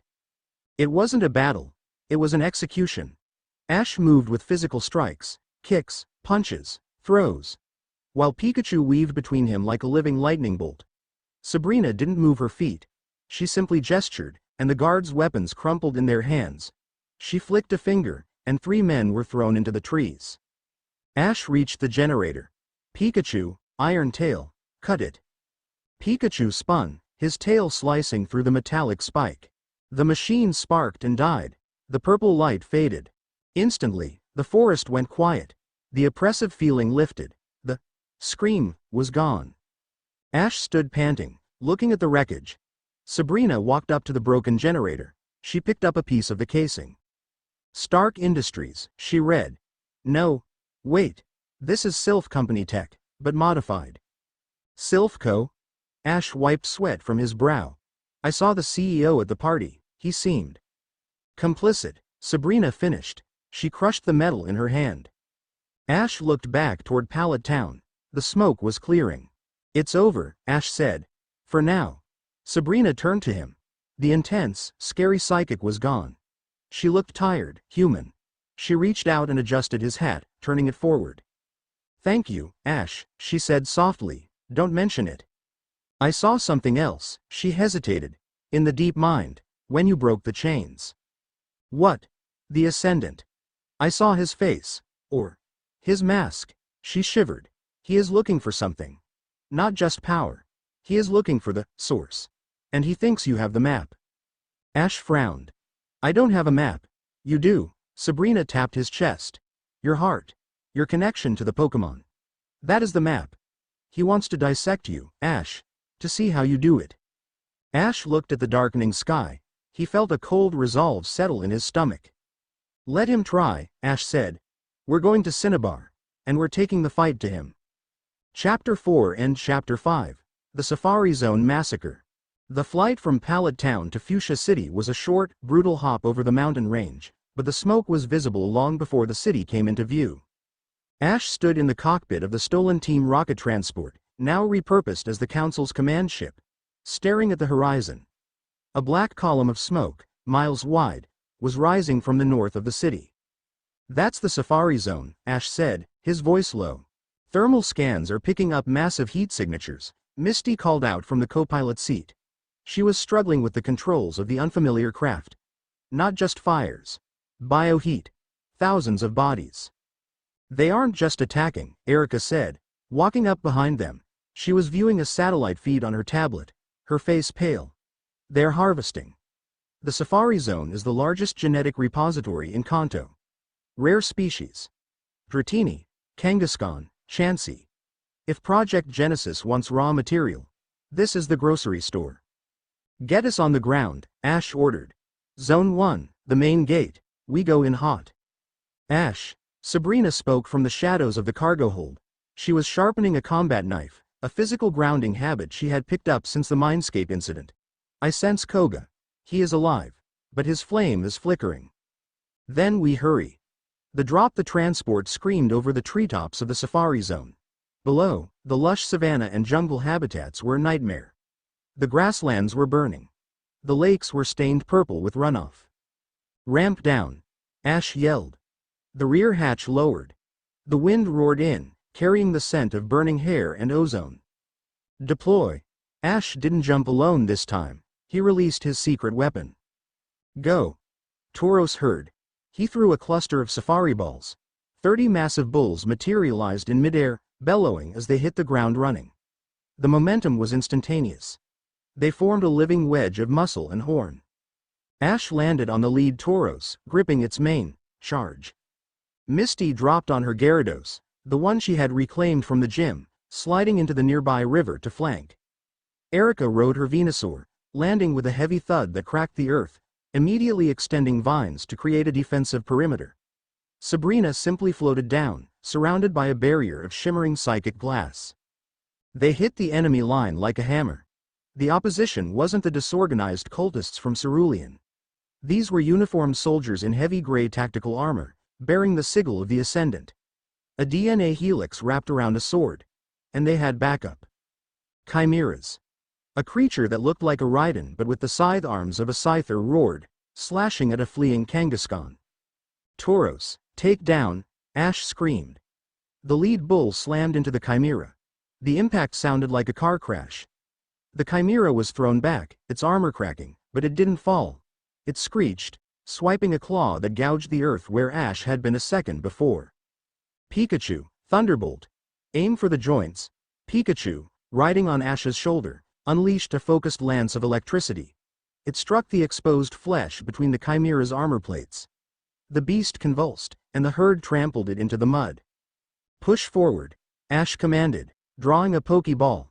"Snorlax, block the gate, let nothing out." The massive sleeping Pokémon materialized in front of the main exit, effectively sealing the soldiers inside. "We have them trapped," Ash radioed. "Misty, status?" "I'm in the wetlands." Misty's voice came back, strained. "The water is toxic. They're dumping chemicals. Gyarados is freaking out. I'm engaging 3 squads of infantries. They have electric weapons." "Sabrina, support Misty," Ash ordered, seeing the tactical map in his head. "Erika, you're with me. We need to find Kaiser and Koga." The Warden's Lodge, the Central Lodge, usually a place of rustic charm, was a fortress under siege.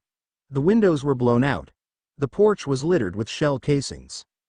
Kaiser, the old warden, was kneeling behind an overturned jeep, reloading a revolver. His signature hat was missing, and blood ran down his forehead. Beside him, Koga, the ninja master of Fuchsia, was leaning against the wall, clutching his side. His wheezing was floating guard, coughing up a smokescreen. "Warden." Ash slid over the hood of the jeep, ducking as a beam of red energy seared the air above him. "Catch him."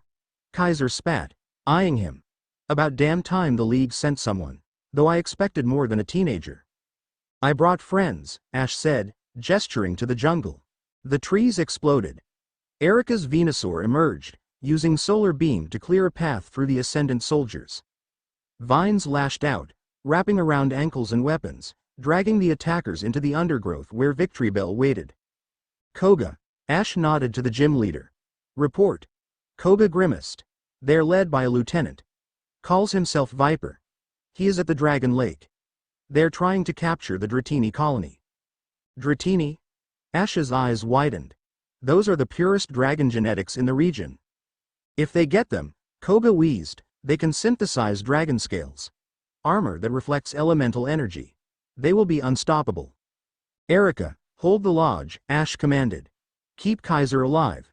I'm going to the lake. Ash, wait. Erika grabbed his arm. Her grip was iron. The energy signature from the lake. It's not a machine. It's biological. Be careful. Careful is for people who want to live forever, Ash said, pulling away. Charizard, to the sky. Dragon Lake. The lake was a scene of serene beauty being violated. The water was crystal clear, reflecting the burning sky.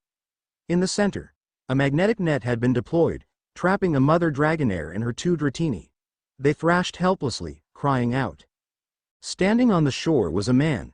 He was tall, gaunt, wearing a sleek black bodysuit that hummed with power. He didn't have any Pokeballs on his belt. Ash landed Charizard hard, the impact blowing sand across the beach. He jumped off, recalling the dragon instantly to save his energy.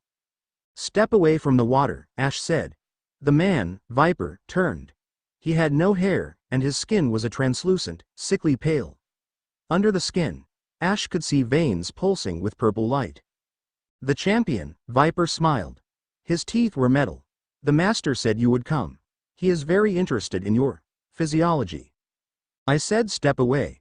You still think in terms of trainers and Pokemon, Viper mused, walking toward Ash. Master and servant. It is an outdated model, catch him. Why enslave power when you can be power? Viper raised his hand. He didn't throw a ball, he didn't shout a command. He opened his palm, and a sphere of orange energy formed. Hyper beam, Viper whispered. He fired. It wasn't a mimicry. It was a full-force hyper beam, fired from a human hand. Ash dove. Pikachu, Volt tackle. The beam obliterated the sand dune behind Ash. The heat was blistering. Ash rolled to his feet, dirt raining down on him. He's using moves. Ash realized, horror dawning on him. He's a chimera. Pikachu slammed into Viper, a blur of electricity, but Viper didn't flinch. He caught Pikachu midair by the throat. Fast, Viper noted, but fragile. He squeezed. Pikachu screamed. Let him go. Ash didn't think. He didn't strategize. He saw his best friend dying. Ash lunged. He tackled Viper, driving his shoulder into the man's midsection. The sheer kinetic force of the desperate tackle forced Viper to drop Pikachu. They tumbled onto the sand. Viper was strong, inhumanly strong, but Ash was desperate.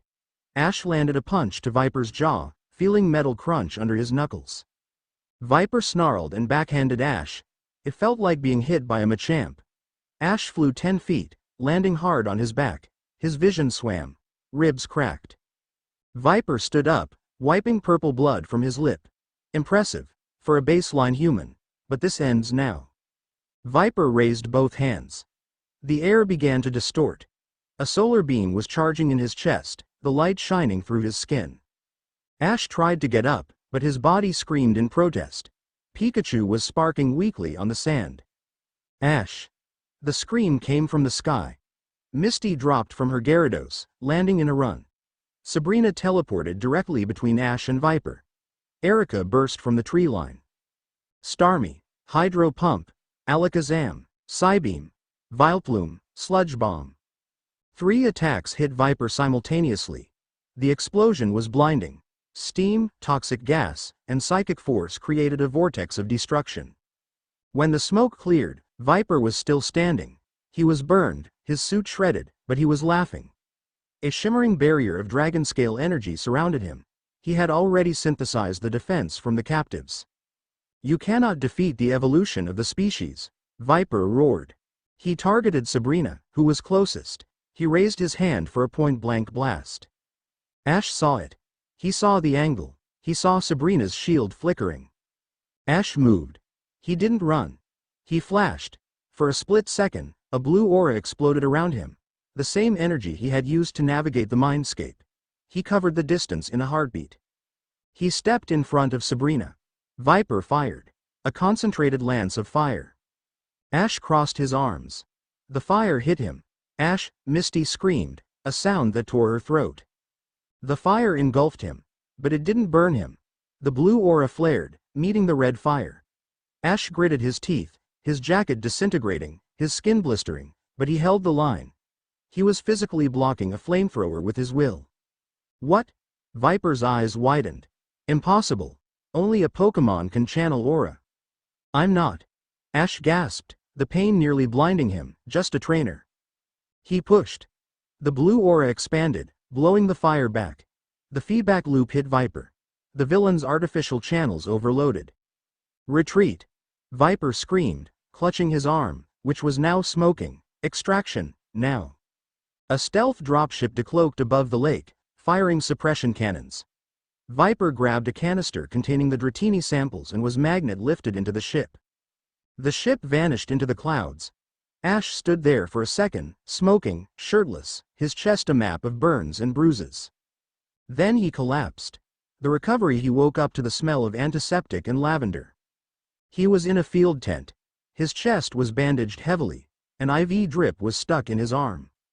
He tried to sit up. Don't, a voice commanded. Misty was sitting by the cot. Her eyes were red and puffy. She looked like she hadn't slept in days. On the other side, Sabrina was sitting cross-legged on the floor, her head resting against the frame of his bed. She was asleep. Erika was mixing herbs in a mortar and pestle at a small table. Did we win? Ash croaked. His throat felt like sandpaper. Misty stood up and walked over. She didn't smile. She raised her hand and slapped him across the face, hard. Ow, Ash winced. Don't you ever, Misty hissed, tears spilling over, do that again. You took a flamethrower, Ash. A flamethrower? You're not a Charizard. Sabrina was exposed, Ash murmured. I had to. Sabrina stirred. She opened her eyes. They were soft, unguarded. She reached up and took Ash's hand, pressing it to her cheek. You blocked it, she whispered. With aura. I felt it. It was beautiful and terrifying. The Ascendant knows now, Erika said, bringing a bowl of green paste over. She began applying it to Ash's burns. Her touch was gentle, but her voice was grave. They know you aren't normal. You've moved from a political threat to a biological specimen. Let them come, Ash said, leaning back. The pain was receding under Erika's poultice. They got the Dratini DNA, Ash remembered. That's bad. We saved the Dragonair, Misty said, wiping her eyes. And the Safari Zone is secure. Kaiser is alive. But Ash. Viper. He was human. He used moves. I know. Ash looked at the ceiling of the tent. Dr. Fuji's research. Genetic splicing. They're making super soldiers. We need more power, Ash said suddenly. More? Misty asked incredulously. Ash, you commanded a herd of Tauros and tanked a fireball. How much more power do you need? Enough to kill a god, Ash said. He looked at the three of them. Viper was just a lieutenant. The Ascendant. If he's fully bonded with the Mewtwo archetype, none of our Pokemon can touch him. Not Charizard. Not Starmie. So what do we do? Erika asked. Ash sat up, wincing but determined. He looked at the map on the wall. He pointed to a cluster of islands off the coast. The Seafoam Islands, Ash said. Articuno. Misty gasped. Ash, those are myths. The birds are forces of nature. You can't catch them. I don't want to catch them, Ash said, his eyes burning with the blue light of the aura. I want to recruit them. He looked at his council. Misty, you're the water master. You're going to help me negotiate with the ice god. Misty stared at him. Then, slowly, a grin spread across her face. A dangerous, reckless grin. If we die, she said, I'm going to kill you. Ash smiled back. Deal. Chapter 5 and Chapter 6. Islands of Fire and Ice. The ocean around the Seafoam Islands didn't move. It was a suspended sculpture of violet-blue glass, frozen mid-swell. Ash stood on the prow of the icebreaker ferry, the SSN-2, watching the jagged peaks of the twin islands pierce the gray fog. The temperature had dropped 30 degrees in the last mile. His breath misted in front of him, freezing instantly into crystals on his scarf. "The engine is dying," Misty said, walking up beside him. She was dressed for the Arctic, thick white parka, thermal leggings, and polarized goggles resting on her forehead. But she didn't look cold. She looked energized, her skin glowing with the proximity to the elemental source. "The water intake valves are freezing solid. The salt content isn't enough to stop Articuno's aura." "We walk from here?" Ash asked, his voice muffled by the scarf. "We walk." Misty looked at the frozen sea. "It's 2 miles to the shore. The ice is thick enough to hold a truck, but it's slippery. And Ash, the cold isn't just physical. It's a psychic weight. It makes you want to lie down and sleep." "I'm not tired," Ash lied. He was exhausted.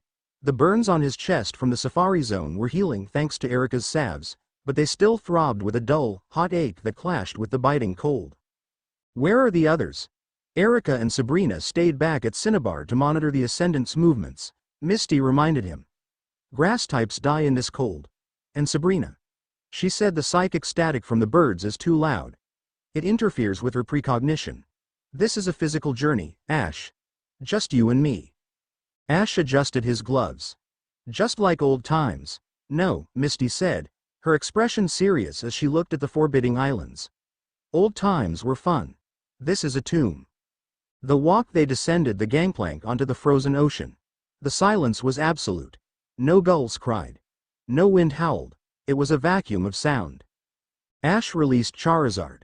The dragon materialized, his tail flame roaring defiantly against the gray backdrop. But even Charizard shivered, shaking his wings to dislodge the frost that formed instantly on his scales. "Keep the flame low," Ash commanded softly. "We don't want to challenge it yet, just keep us warm." They trekked across the ice. The surface was treacherous, slick and uneven. Twice, Ash slipped, only to be caught by Misty's firm grip. She moved across the ice with an unnatural grace, her boots finding traction where there seemed to be none. "You're good at this," Ash muttered. "Water is my element, Ash. Ice is just water that's learned patience." She stopped, holding up a hand. "Listen." Ash strained his ears. He heard a low, rhythmic thrumming, like a massive heartbeat deep beneath the ice. "The currents," Misty whispered. "They're still flowing underneath, but they're changing direction. Something is pulling all the heat out of the ocean and channeling it into the central cavern." They reached the shoreline of the main island. It wasn't a beach. It was a wall of black basalt coated in rime ice. The entrance to the cavern gaped like a hungry mouth. "Ready?" Ash asked, hand hovering over Pikachu's spot on his shoulder. The mouse was buried deep inside Ash's parka, shivering. "No," Misty admitted. "But let's go anyway. The caverns." Inside, the light died. The only illumination came from Charizard's tail and the bioluminescent moss that clung to the ceiling, glowing a spectral blue. The cold here was aggressive. It bit through Ash's thermal gear, settling in his marrow. His movements became sluggish. They passed statues. At first, Ash thought they were rock formations. Then he saw the fear on the face of a Machoke frozen mid-punch. Then a trainer, curled into a fetal position, perfectly preserved in a block of clear ice. "Trespassers," Misty whispered, her voice trembling. "They didn't freeze to death, Ash. They were flash frozen. Instantly." "Don't look at them," Ash said, forcing his legs to move. "Keep moving. If we stop, we join them." The cavern layout was a nightmare of logic. Waterfalls were frozen in midair, creating treacherous slides. Massive boulders blocked the path, requiring Charizard to melt them or smash them, which echoed like gunshots in the silence. After an hour of descent, the temperature plummeted again. Ash's vision began to blur. He felt a warm, fuzzy sensation in his extremities, hypothermia setting in. "Ash." Misty's voice sounded far away. She slapped his cheek. "Stay with me. Focus your aura." "Can't." Ash slurred. "Too heavy. Damn it." Misty grabbed him by the collar. "Starmie, come out." The star-shaped Pokemon emerged, its red core pulsing rapidly. Psychic heat transfer. Now, Starmie latched onto Ash's chest. A surge of warmth, not physical heat, but psychic energy, flooded his system. Ash gasped, his eyes snapping open. The gray fog in his brain lifted. Thanks, he panted, his teeth chattering. Save it, Misty snapped. She looked terrified. We're close. The air pressure is dropping. They walked into a vast, cathedral-like chamber. The ceiling was lost in darkness. In the center lay a subterranean lake, but the water wasn't frozen. It was black, liquid, and steaming. And floating above the lake, perched on a throne of jagged ice crystals, was the Titan. Articuno. It was larger than the Pokédex descriptions. Its wingspan was easily 30 feet. Its feathers were not made of keratin, but of crystallized ice that refracted the dim light into rainbows. Its tail streamed behind it like a ribbon of aurora borealis. It opened its eyes. They were red, faceted, ancient. Scree. The cry wasn't sound. It was a physical shockwave of cold. The steam on the lake instantly froze into diamond dust. Charizard. Ash yelled, his survival instinct overriding the awe. Flamethrower, full power. Charizard roared, unleashing a torrent of orange fire. The flames raced toward the bird. Articuno didn't dodge, it simply flapped its wings once. Missed. A cloud of white powder met the fire. The flames didn't just go out, they froze. The fire turned into red crystals of solidified plasma and shattered on the floor. It froze fire, Ash whispered, horrified. Articuno looked down at them. It didn't see a champion. It saw ants. It raised a wing, and the air in the cavern began to solidify into spears of ice. It's not a battle, Misty screamed, stepping in front of Ash. Ash, stop fighting. You can't beat winter with a matchstick. What do I do then? We survive it. The ice spears launched. Hundreds of them. Starmie, light screen. Charizard, wrap around us, defensive shell. Charizard curled his massive wings around Ash and Misty, burying them against his warm belly. Starmie created a barrier above them. The ice spears hammered the shield like artillery. The sound was deafening. The ground shook. Inside the dark cocoon of dragon wings, Ash and Misty were pressed together. It was intimate, terrifying, and desperate. It's testing us, Misty said, her face inches from his. The old gods. They don't respect power. They respect endurance. Articuno is the blizzard. You don't punch a blizzard, Ash. You outlast it. We can't stay here forever, Ash gritted out. Charizard's temperature is dropping. He's taking damage. Ash closed his eyes. He reached for the blue light inside him, the aura. He pushed it out, not as a shield, but as a signal. He didn't project aggression, he projected will. I am here. I am still standing. I will not break. Outside, the bombardment stopped. Ash, Misty whispered. The wings.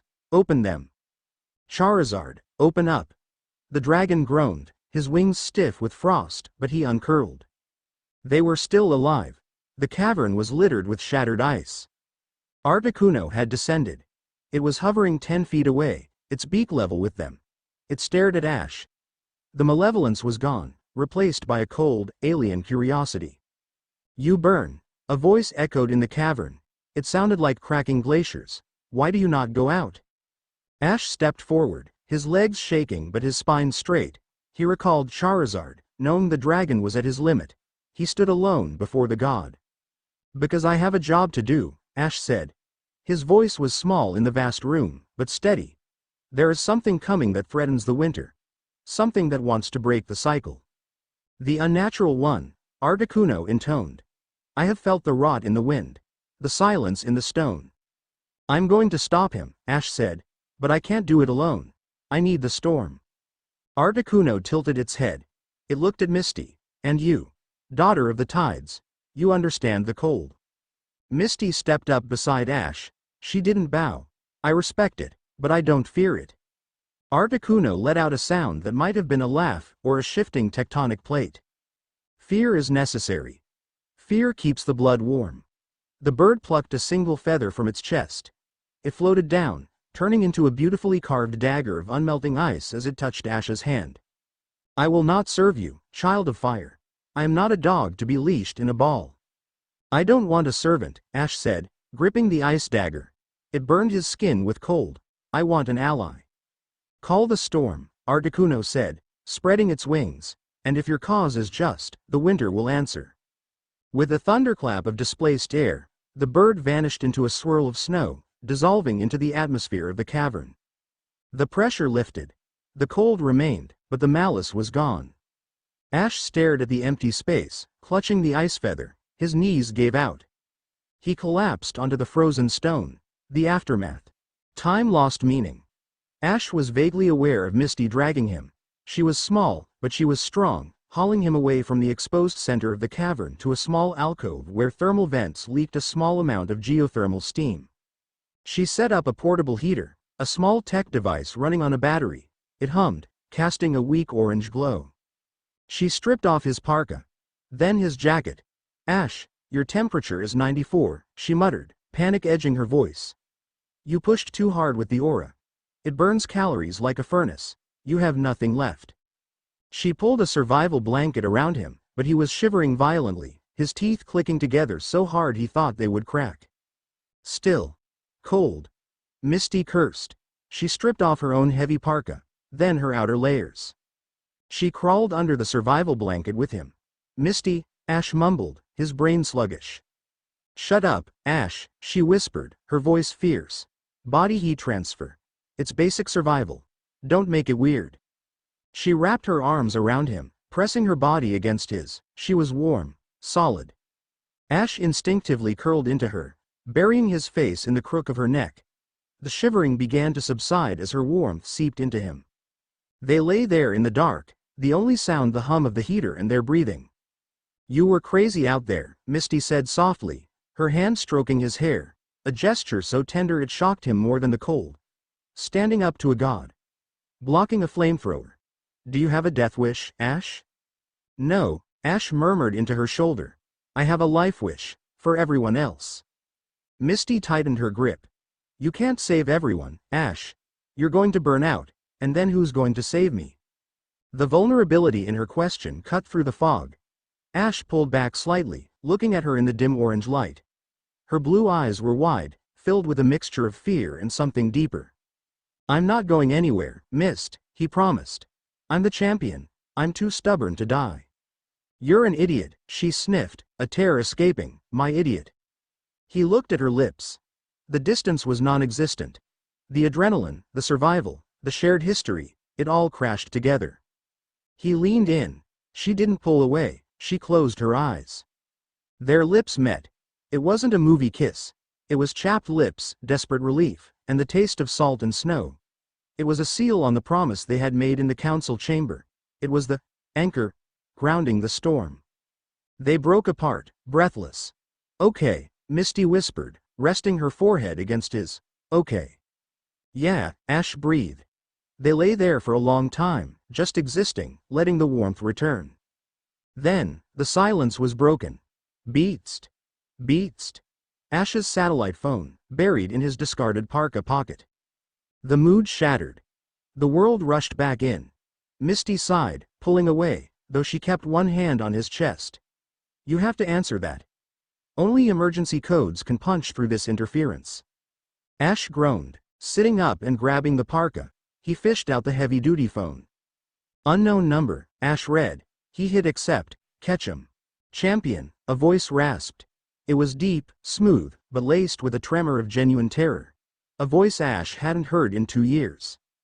"Giovanni." Ash went rigid. Misty sat up instantly, her hand going to her belt. "Don't hang up," Giovanni said quickly. "And don't trace this. I'm not in Viridian. I'm in the wind." "Give me one reason not to hunt you down right now," Ash growled. "Because I created him," Giovanni whispered. "The Ascendant. Project Genesis. It was my funding. My scientists. But, Ash, listen to me. He's not human anymore. He's deposed me. He killed my Persian." Ash's grip on the phone tightened. For a man like Giovanni, losing his partner was the ultimate sign of defeat. "What do you want?" "I want to live," Giovanni said. "And I want my organization back. The Ascendant is planning something big. He's not just making soldiers. He's building a conductor." "A conductor for what?" "For the planetary magnetic field. He wants to crash the grid. Reset civilization to the Stone Age so he can rule as a god." Giovanni paused. "I have the blueprints. I have the weakness of his armor. Meet me. Where? The Viridian Gym. It's abandoned. The Ascendant's forces have moved to the power plant. Meet me there in 24 hours, alone. It's a trap, Misty whispered loud enough for the mic to pick up. It probably is, Giovanni admitted. But do you have a better lead, champion? Or are you just going to wait for him to burn another city?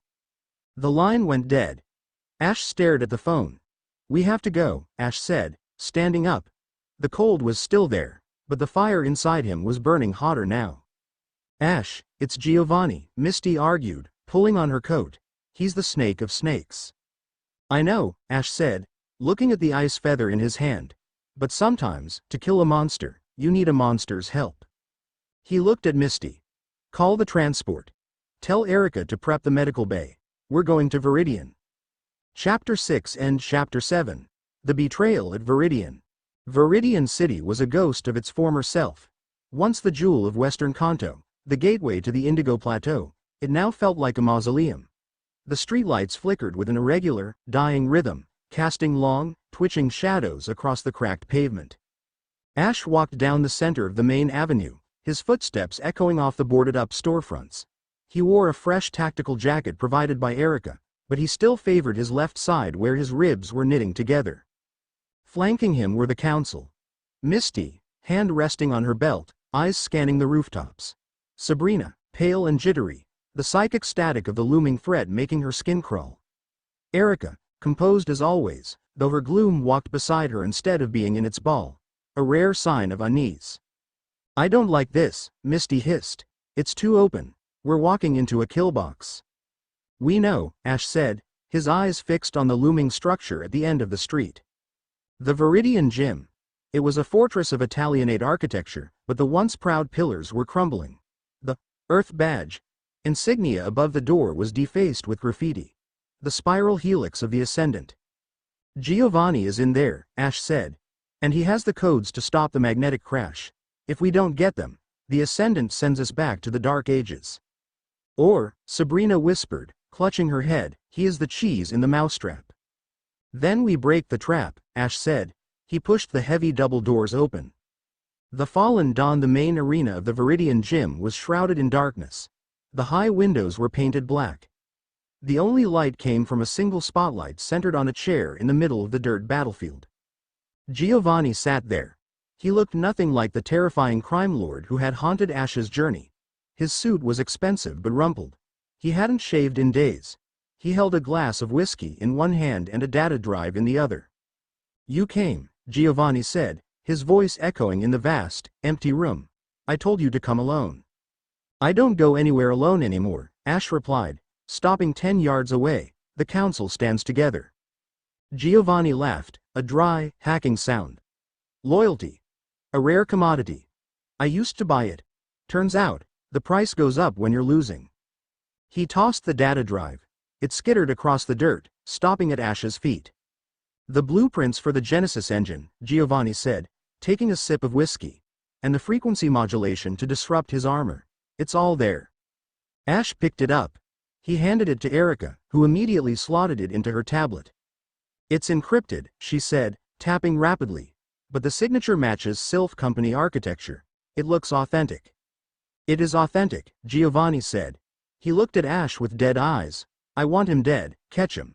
He took my city. He took my organization. He took my son. Ash froze. Silver? He has silver? He is silver, Giovanni whispered, the glass shaking in his hand. The revelation hit the group like a physical blow. What? Misty gasped. Project Genesis wasn't just about clones, Giovanni confessed, tears leaking from his eyes. It was about legacy. I wanted an heir who could wield the power I couldn't. I gave my own son to the scientists. I let Dr. Fuji splice his DNA with the Mewtwo samples. I thought I was making a king. Giovanni looked up, his face twisted in horror. I made a god. And gods don't need fathers. You sick bastard, Misty snarled, stepping forward. Wait, Sabrina snapped, her head snapping up. The air pressure, it's changing. Run, Giovanni said softly. He didn't move. He knew I would call you. He let me. Crack. The roof of the gym didn't just collapse, it disintegrated. A beam of purple light slammed into the center of the arena, vaporizing the chair and Giovanni instantly. There was no scream. Just a flash of light and the smell of ozone. When the dust cleared, a figure hovered in the air above the smoking crater. He wore armor that looked like a sleek, modernized version of the restraint suit Mewtwo had once worn, but this was fused directly into his flesh. Dark metallic cables ran into his spine. His hair was red, Silver's hair, but his eyes were glowing violet fissures. The Ascendant. Father was always so dramatic, the Ascendant said. His voice didn't come from his mouth. It resonated in the carbon of the building itself. Sentimental. Weak. He looked down at Ash. Ash Ketchum. The anomaly, finally. The Empire Strikes Back. Ash didn't hesitate, he didn't speechify, he acted. Now. Full engagement. Pikachu. Thunder. Maximum output. Charizard. Blast Burn. Starmie. Hydro Pump. Vileplume. Solar Beam. Alakazam. Psychic. 5 ultimate attacks launched simultaneously.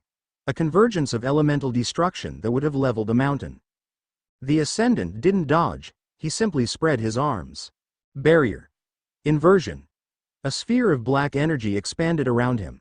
The attacks hit the sphere and didn't explode, they were absorbed. The energy swirled, turned black, and was fired back at the team with double the velocity. Cover.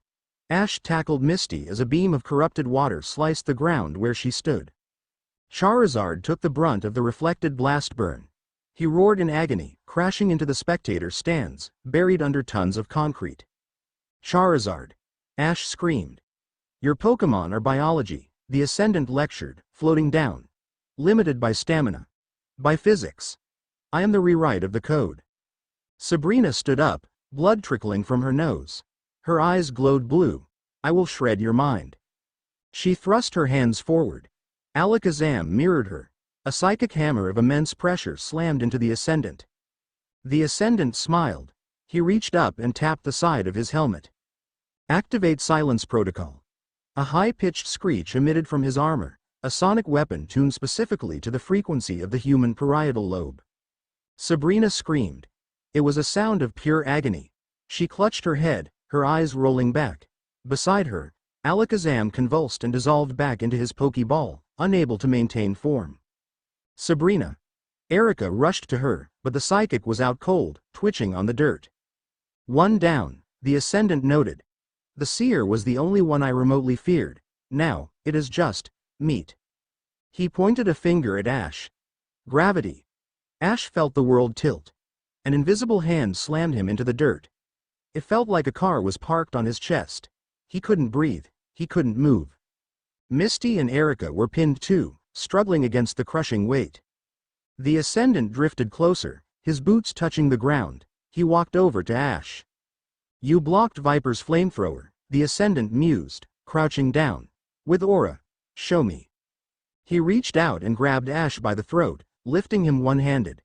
The gravity field released on Ash, only to be replaced by the crushing grip of the armor. I said. Show me. The Ascendant's hand began to glow red. He was burning Ash, cooking the skin of his neck. Ash gagged, kicking his legs. He tried to summon the blue light. He tried to find the calm center. But there was only pain. And the overwhelming psychic noise of the Ascendant's mind. A chaotic storm of numbers and hatred. Nothing? The Ascendant looked disappointed. Maybe you need motivation. He looked at Pikachu, who was struggling to stand, sparks flying weakly from his cheeks. Pikachu. Ash rasped. Run, Pika. Shoo. The mouse launched himself, a desperate volt tackle. The Ascendant didn't even look. He backhanded Pikachu.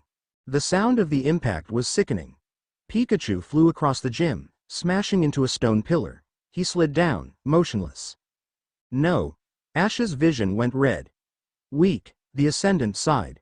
He tightened his grip on Ash's throat. Black spots danced in Ash's vision. You are not a king, Ash. You are a relic. A boy playing with monsters while the adults build the future. He raised his other hand. A blade of psychic energy formed. Goodbye, champion. The flower and the scythe, leaf storm. The cry was desperate, elegant, and furious. A cyclone of razor-sharp leaves slammed into the Ascendant's arm, forcing him to drop Ash. Erika stood there. She had fought through the gravity field. Her kimono was torn, her hair wild. Beside her stood Gloom. The Gloom was shaking. It was a small, smelly, drooling plant Pokemon. Not a warrior like Charizard. Not a powerhouse like Gyarados. But it stood between the god and the human. "Get away from him," Erika ordered, her voice trembling but icy. The Ascendant looked at Gloom. He laughed. "A weed? You challenge me with a weed?" "Gloom isn't a weed," Erika said, tears streaming down her face. "She is my first friend. Gloom, sleep powder, concentrated." Gloom released a thick, concentrated cloud of blue spores directly into the Ascendant's face. For a second, the Ascendant faltered. The biological agent bypassed his shields. He stumbled back, coughing. "Ash! Move!" Erika screamed, grabbing Ash's arm and hauling him up. "Misty, grab Sabrina. The tunnel behind the statue. Go." Misty scrambled up, slinging the unconscious Sabrina over her shoulder. "We're leaving," Misty yelled. "Not all of us," Erika whispered. The Ascendant shook his head, the sleep powder wearing off rapidly. He roared, a sound of pure indignity. "You dare?" He charged. He was a blur of speed. "Gloom! Block him," Erika commanded. It was a suicide order. They both knew it. Gloom looked back at Erika. It smiled, its eyes closing. Gloom. The little plant turned and jumped at the Ascendant. It glowed white. It wasn't evolving. It was overcharging its biological energy for a final detonation. The Ascendant caught Gloom in midair. "Disgusting," he sneered. He didn't just crush her. He unleashed a point-blank hyper beam into the Pokemon. There was no explosion. The beam simply disintegrated the small plant. One moment Gloom was there. The next, there was nothing but drifting petals. "No!" Erika shrieked, her legs giving out. Ash grabbed her. He wrapped his arms around her waist and lifted her, ignoring her screams, ignoring his own broken ribs. "We have to go. Erika, we have to go." He dragged her toward the secret tunnel behind the Giovanni statue. Misty was already there, kicking the grate open. Ash shoved Erika into the hole. He looked back one last time. The Ascendant stood in the center of the arena, surrounded by the drifting petals of the murdered Pokemon. He looked at Ash. "Run, little mouse," the Ascendant's voice echoed in Ash's mind. "Run to your holes. I have the sky." Ash jumped into the dark. The long night they emerged 3 miles outside the city, in a drainage culvert. It was raining. A cold, miserable downpour that mixed with the mud and blood on their clothes. Ash collapsed against the concrete wall, sliding down until he hit the water. His neck was bruised purple in the shape of a hand. His ribs were definitely broken. Misty laid Sabrina on a dry patch of concrete. The psychic was breathing, but her face was slack, her mind locked down in a coma to protect itself from the trauma. But the sound that filled the tunnel was worse than the silence. It was Erika. The poised, perfect princess of Celadon was curled into a ball in the mud, rocking back and forth. She wasn't screaming anymore. She was making a low, keening sound, the sound of a heartbreaking. Gloom had been with her since she was 6. It was her starter, her confidant, and she had ordered it to die. Ash crawled over to her. He didn't say anything. There were no words. He just reached out and pulled her into his arms. Erika fought him for a second, hitting his chest with weak fists, before collapsing against him, sobbing so hard she choked. "I killed her," she gasped. "I killed her, Ash."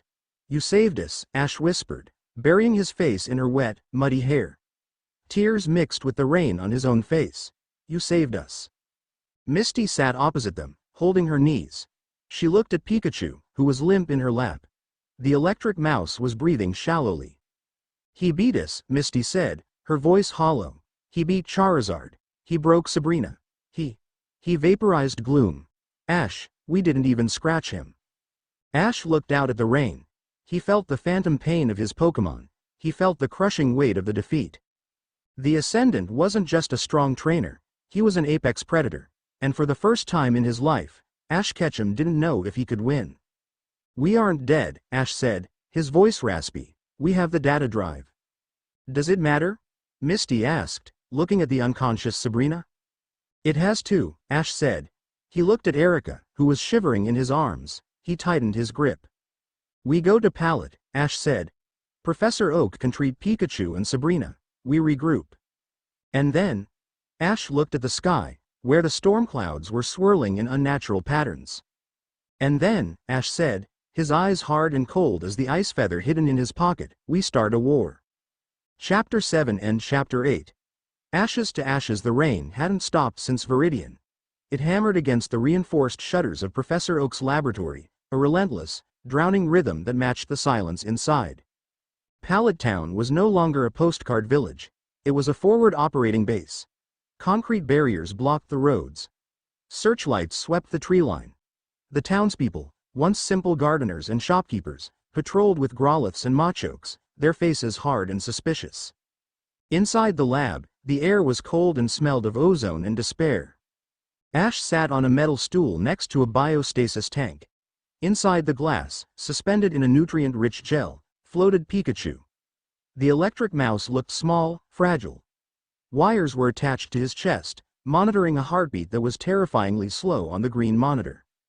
His electrical sac was ruptured, Gary Oak said softly, checking a readout. Gary wasn't wearing his lab coat, he was wearing a flak jacket. The impact caused a feedback loop. He's alive, Ash, but he's in a deep coma. If he wakes up, I don't know if he'll ever spark again. Ash didn't answer. He stared at his own hands. They were wrapped in bandages, the burns from the Ascendant's grip still raw. But the pain in his neck was nothing compared to the hollow crater in his chest.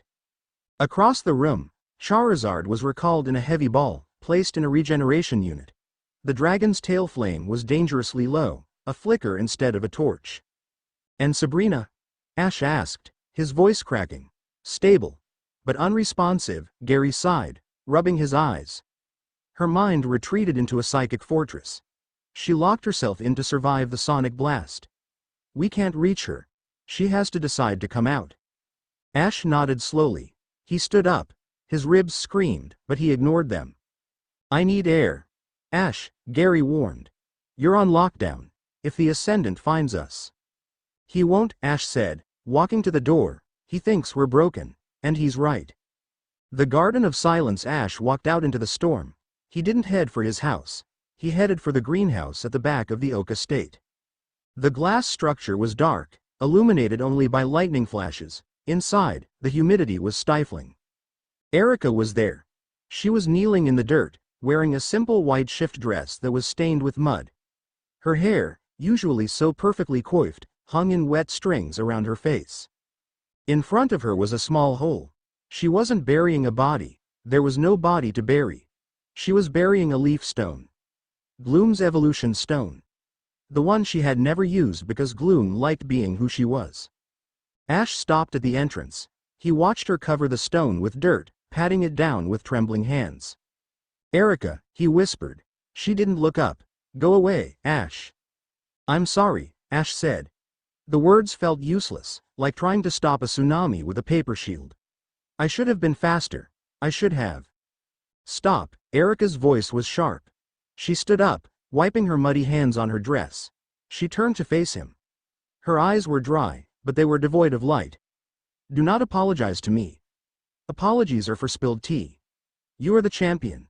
Champions do not apologize for casualties of war. It wasn't a war, Ash said bitterly. It was a massacre. I failed you. Erika walked over to him. She moved slowly, like she was wading through water. She stopped inches from him. Yes. You did, she said, cold and factual. You tried to be a hero, Ash. You tried to tank everything yourself. You forgot the first rule of the Concordat. Which is, we are not your damsels, Erika hissed, poking a finger into his bruised chest. And we are not your pets. Gloom didn't die because you failed to protect her. She died because she chose to protect us. Do not insult her sacrifice by wallowing in guilt. She grabbed his collar, pulling him down until their faces were level. You want to make it right? She whispered, her voice trembling with a rage that was terrifying in its intensity. Then you stop crying. You stop bleeding. And you kill him. You burn his world to ash, catch him. For her. Ash looked into her eyes. He saw the shift. The gentle flower arranger was gone. In her place was something thorny and poisonous. I will, Ash promised. I'll kill him. Erika stared at him for a long moment. Then, the tension broke. She collapsed forward, her forehead resting on his shoulder. A sob racked her body. I miss her, she whimpered, small and broken. She smelled terrible. I miss her so much. Ash wrapped his arms around her, holding her tight as the storm raged outside. The ghost in the machine Misty found them an hour later in the strategy room. Ash was staring at the holographic map of Kanto, his eyes red but focused. Erika was sitting in a chair, wrapped in a blanket, staring at nothing, but she was present. We have movement, Misty said. She looked exhausted, her usual fire dimmed but not out. Gary cracked the encryption on Giovanni's drive. Gary walked in, holding a tablet. It's worse than we thought. The Ascendant isn't just trying to reset the government. He's trying to reset the planet. Gary threw the schematics onto the main screen. The power plant, Gary pointed to the facility near Cerulean. We thought he was using it to power his army. He's not. He's using it as a battery. A battery for what? Ash asked. For the Indigo Plateau. Gary swiped the screen. The stadium. It's built on top of a massive magnetic confluence. It's why high-level Pokémon are drawn there. The Ascendant has modified the stadium's foundations into a transmitter. He's going to broadcast? Misty asked. He's going to pulse, Gary corrected. A global magnetic pulse. It will scramble every navigational system on Earth. Planes will fall. Ships will sink. But worse, it will scramble the biological navigation of Pokémon. Migration routes, breeding cycles, aggression inhibitors. It will all be wiped. Every Pokémon on the planet will go feral. Chaos, Ash muttered. He wants a world where only the strong survive, where civilization collapses and he rules the ashes. When? Erika asked, her voice raspy. The pulse needs a charge time, Gary said. Based on the energy draw from the power plant. 12 hours, maybe less. Silence filled the room. We can't besiege the plateau, Misty said, shaking her head. He has an army of clones. We have. What? My Starmie? Erika's Vileplume. And a half-dead Charizard. We don't need an army, a voice echoed in their minds. They all spun around. Sabrina was standing in the doorway. She looked ghastly. Her skin was translucent, dark circles under her eyes. She was leaning heavily against the doorframe. But her eyes were burning with a cold, blue fire. Sabrina. Misty rushed to help her, but Sabrina held up a hand. I am awake, Sabrina said, her voice echoing slightly, and I have seen the path. She limped into the room. She looked at the map. The Ascendant is arrogant, she whispered. He believes he is a god. Gods do not look down at the ants. He will not expect an infiltration. We can't sneak into the plateau, Gary argued. His psychic scanners are omnidirectional. Not if we blind him, Sabrina turned to Ash. The feather, Ash. The one from the islands. Ash reached into his pocket and pulled out the ice feather Articuno had given him. It was still frozen, misting in the warm air. The birds, Sabrina said. They are the guardians of the balance. Articuno is the ice. Zapdos is the lightning. Moltres is the fire. If we can summon them. If we can bring the old gods to the battlefield. Their energy signature will dwarf ours. They will be the storm that hides our blade. Summon all three. Misty looked pale. Ash barely survived talking to one. I don't have to talk to them, Ash said, realizing the strategy. I just have to piss them off. He looked at the map. Zapdos nests near the power plant. If we hit the plant, if we cut off the Ascendant's power supply, Zapdos will wake up. And Moltres? Erika asked. Moltres is already awake, Ash said. I can feel him. The heat in the south. He's angry about the disturbance at Cinnabar. So the plan is, Gary summarized, looking at them like they were insane. Start a war between the legendary birds and a bioengineered demigod, and while they're destroying the landscape, you sneak in and unplug the machine? Basically, Ash said. It's suicide, Gary said. Then he grinned. I'll prep the jet. The night before the strategy was set. Departure was at 0400 hours. Ash lay on the cot in the barracks, staring at the ceiling. He couldn't sleep. Every time he closed his eyes, he saw Pikachu flying across the arena. He saw gloom disintegrating. The door creaked open.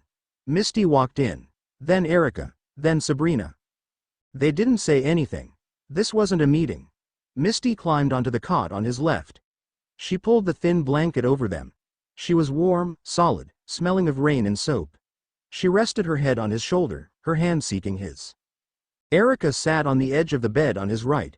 She didn't lie down, but she leaned back, resting her head against his thigh. She began to hum a soft, mournful tune, a lullaby from Celadon. Sabrina didn't touch him. She sat on the floor at the foot of the bed, cross-legged. But Ash could feel her. Her mind brushed against his, not with the intrusive violence of before, but with a soft, comforting pressure. Like a blanket for his soul. "We are afraid," Sabrina's voice whispered in the quiet. "Not, we." "I know," Ash whispered back. "I don't want to die, Ash," Misty said, her voice small. "I want to rebuild the gym.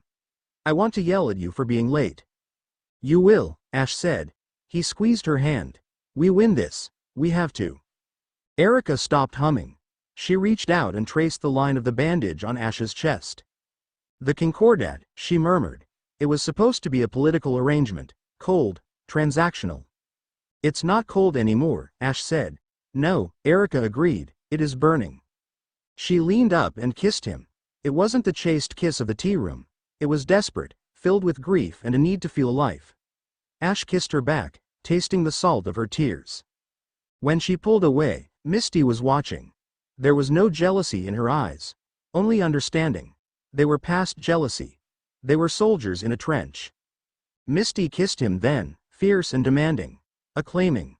Sabrina didn't kiss him physically. But she flooded his mind with a sensation of pure, white light, a feeling of absolute acceptance and unity. It was more intimate than any touch. "You are the prism," Sabrina projected. "We are the light passing through you. We do not break, we refract." They stayed like that for hours. A tangle of limbs and minds, finding strength in the contact. The harem wasn't a prize. It was a life support system. A knot that couldn't be untied. Ash finally slept, surrounded by them. For the first time in days, no nightmares came. Dawn of the last day 0400 came too fast. They stood on the tarmac of the makeshift runway. The storm had broken, leaving a cold, gray dawn. They were transformed. Ash wore a black tactical vest over a high-collared charcoal shirt. His hat was gone. In its place, he wore a comms headset. On his belt were 6 balls. Charizard, wounded but willing. Snorlax, Heracross, Muck, Tauros. And 1 empty slot. Pikachu's slot.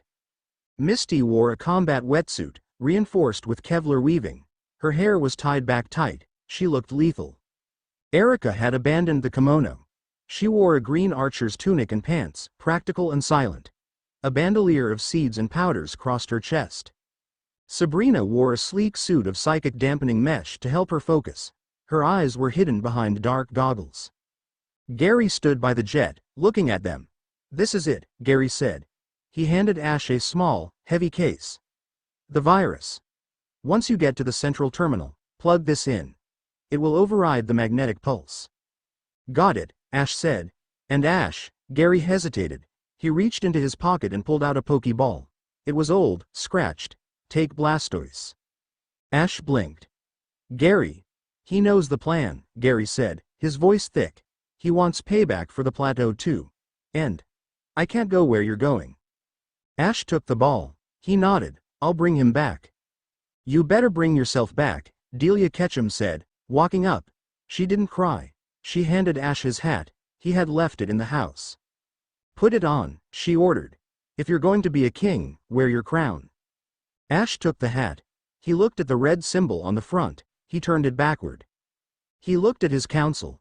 "Misty, you have the west flank. Wake up the ocean. On it. Erika, you have the forest. Cut off their retreat." "With pleasure." "Sabrina, you're with me. We're going up the middle." "I am ready." Ash turned to the rising sun, which was illuminating the distant silhouette of the Indigo Plateau. "Let's go catch a god," Ash said. They boarded the jet. The engines screamed to life. As they lifted off, leaving Pallet Town behind, Ash felt a strange calmness settle over him. The fear was gone. The grief was packed away. There was only the mission. and the absolute certainty that by sunset, either the Ascendant would fall, or the world would end. Chapter 8 and Chapter 9. Storming the heavens, the thunder didn't roll. It cracked, a sound like the sky breaking its spine. Ash crouched on a ridge overlooking the Kanto power plant, the wind whipping his tactical vest. The air tasted of copper. The static electricity was so dense it made the hair on his arms stand up, a physical warning of what was about to happen. Status, Ash whispered into his comms. West flank in position. Misty's voice came through, steady but tense. I'm at the river delta. Gyarados is submerged. We're ready to breach the coolant intake. South flank ready, Erika reported. Her voice was quieter, blending with the rustle of leaves. The forest is restless. The wild Pokémon know something is coming. We're holding the perimeter. Sabrina? Ash glanced at the woman crouching beside him. Sabrina was trembling, but not from fear. Her hands were pressed against the rocky ground, her eyes glowing with a faint, pulsing blue light. The bird is sleeping, Sabrina murmured. But it is a light sleep. The Ascendant's machines are irritating it. It dreams of storms. Let's wake it up, Ash said. He stood up. He grabbed the heavy ball from his belt. Snorlax, Ash said, throwing the ball. Hyper Beam. The main turbine. The massive Pokémon materialized on the ridge. Snorlax didn't yawn. He didn't scratch his belly. He sensed the gravity of the moment. Or perhaps the sheer, overwhelming aura of his trainer. He opened his mouth, and a sphere of orange energy condensed, swirling with destructive power. Fire. The beam lanced out, crossing the valley in a heartbeat. It struck the central cooling tower of the power plant. The explosion was silent for a split second, a flash of blinding white, before the sound hit them, a concussion that shook the earth. Concrete shattered, steel groaned and twisted. Then, the screaming started, but it wasn't human. From the ruined tower, a pillar of yellow light erupted into the clouds. The sky turned instant, bruised purple. Lightning didn't strike down, it struck up, arcing from the shattered generator into the heavens. A silhouette formed in the electricity. Jagged wings. A beak like a spear. Zapdos. The legendary bird shrieked, a sound of pure, elemental fury. It had been woken, and it blamed the ants scurrying below. The Ascendant's forces are scrambling. Gary's voice crackled over the secure channel from the jet, high above. Radar is lighting up. They're deploying anti-air batteries. Ash, you have your distraction. It's not enough. Ash watched as Zapdos unleashed a chain lightning attack that vaporized a squad of Ascendant soldiers on the roof. We need total chaos. Misty. Erika. Execute. The convergence at the river delta. Misty stood on the back of her Gyarados. She held the ice feather Ash had given her. A conduit to the frozen god. Articuno. She screamed, channeling her own aura, her desperation, her will into the artifact. The fire is rising. Answer the call. The temperature plummeted. The river froze instantly. The clouds above the power plant swirled, mixing the yellow of the lightning with a deep, unnatural blue. From the north, a blizzard manifested out of nowhere. Through the snow, the Titan of Ice descended, drawn by the disturbance, drawn by the feather, drawn by the challenge of its brother, Zapdos. To the south, the forest exploded. Erika didn't summon Moltres. She simply burned a path for him. Her Vileplume and Victreebel launched incendiary seeds into the Ascendant's southern bunkers. The smoke rose, thick and black. Moltres, already agitated from the Cinnabar events, saw the smoke. It saw the lightning. It saw the snow. It sensed a challenge to its dominance. The fire bird tore through the southern sky, a comet of living flame. The three legendary birds converged over the power plant. It was apocalyptic. Zapdos fired lightning. Articuno fired ice beams. Moltres unleashed fire swirls. The sky became a kaleidoscope of destruction. The Ascendant's army, clones, chimeras, soldiers, were insects caught in a hurricane. Now, Ash grabbed Sabrina's hand. We move, the infiltration. They didn't go to the power plant. That was the kill box. While the eyes of the Ascendant's army were fixed on the Battle of the Gods, Ash and Sabrina sprinted toward the service tunnels of the Indigo Plateau, 5 miles away. Ash moved with a speed that bordered on inhuman, his body conditioned by years of running, climbing, and fighting. Sabrina kept pace, using telekinesis to lighten her own gravity, gliding over the uneven terrain. They reached the ventilation shaft Gary had identified on the blueprints. It was guarded by 2 armored soldiers. Ash didn't slow down, he didn't even draw a Pokémon. He slid, kicking the legs out from under the first guard. As the man fell, Ash spun, driving an elbow into his helmet. The visor cracked. The man went limp. The second guard raised a rifle. Sabrina flicked her wrist. The rifle barrel bent upward at a 90-degree angle. The guard stared at it, confused. Ash finished him with a palm strike to the chest plate, winding him, followed by a heavy boot to the head. "You're violent," Sabrina noted, stepping over the bodies. "I'm in a hurry," Ash said, ripping the grate off the wall. "Ladies first." They dropped into the dark. The interior of the Indigo Plateau was unrecognizable. The familiar corridors where Ash had once signed autographs were gone. The walls had been stripped down to the steel girders. Cables, thick, pulsing, organic-looking cables, ran along the floor and ceiling, all feeding toward the main arena at the summit. "The psychic pressure is increasing," Sabrina whispered, clutching her head. She activated the dampening mesh on her suit. "It's like walking into a reactor core. The Ascendant. He is everywhere here." "Can you cloak us?" Ash asked, checking corners with a tactical mirror. "I can bend the light around us," Sabrina said, "but if we engage, the cloak drops. Then we don't engage. We climb." They moved through the maintenance shafts, bypassing the patrols. Below them, they could feel the vibrations of the battle outside, the deep thuds of the legendary birds tearing the world apart. They reached the 40th floor, the executive level. Here, the stealth failed.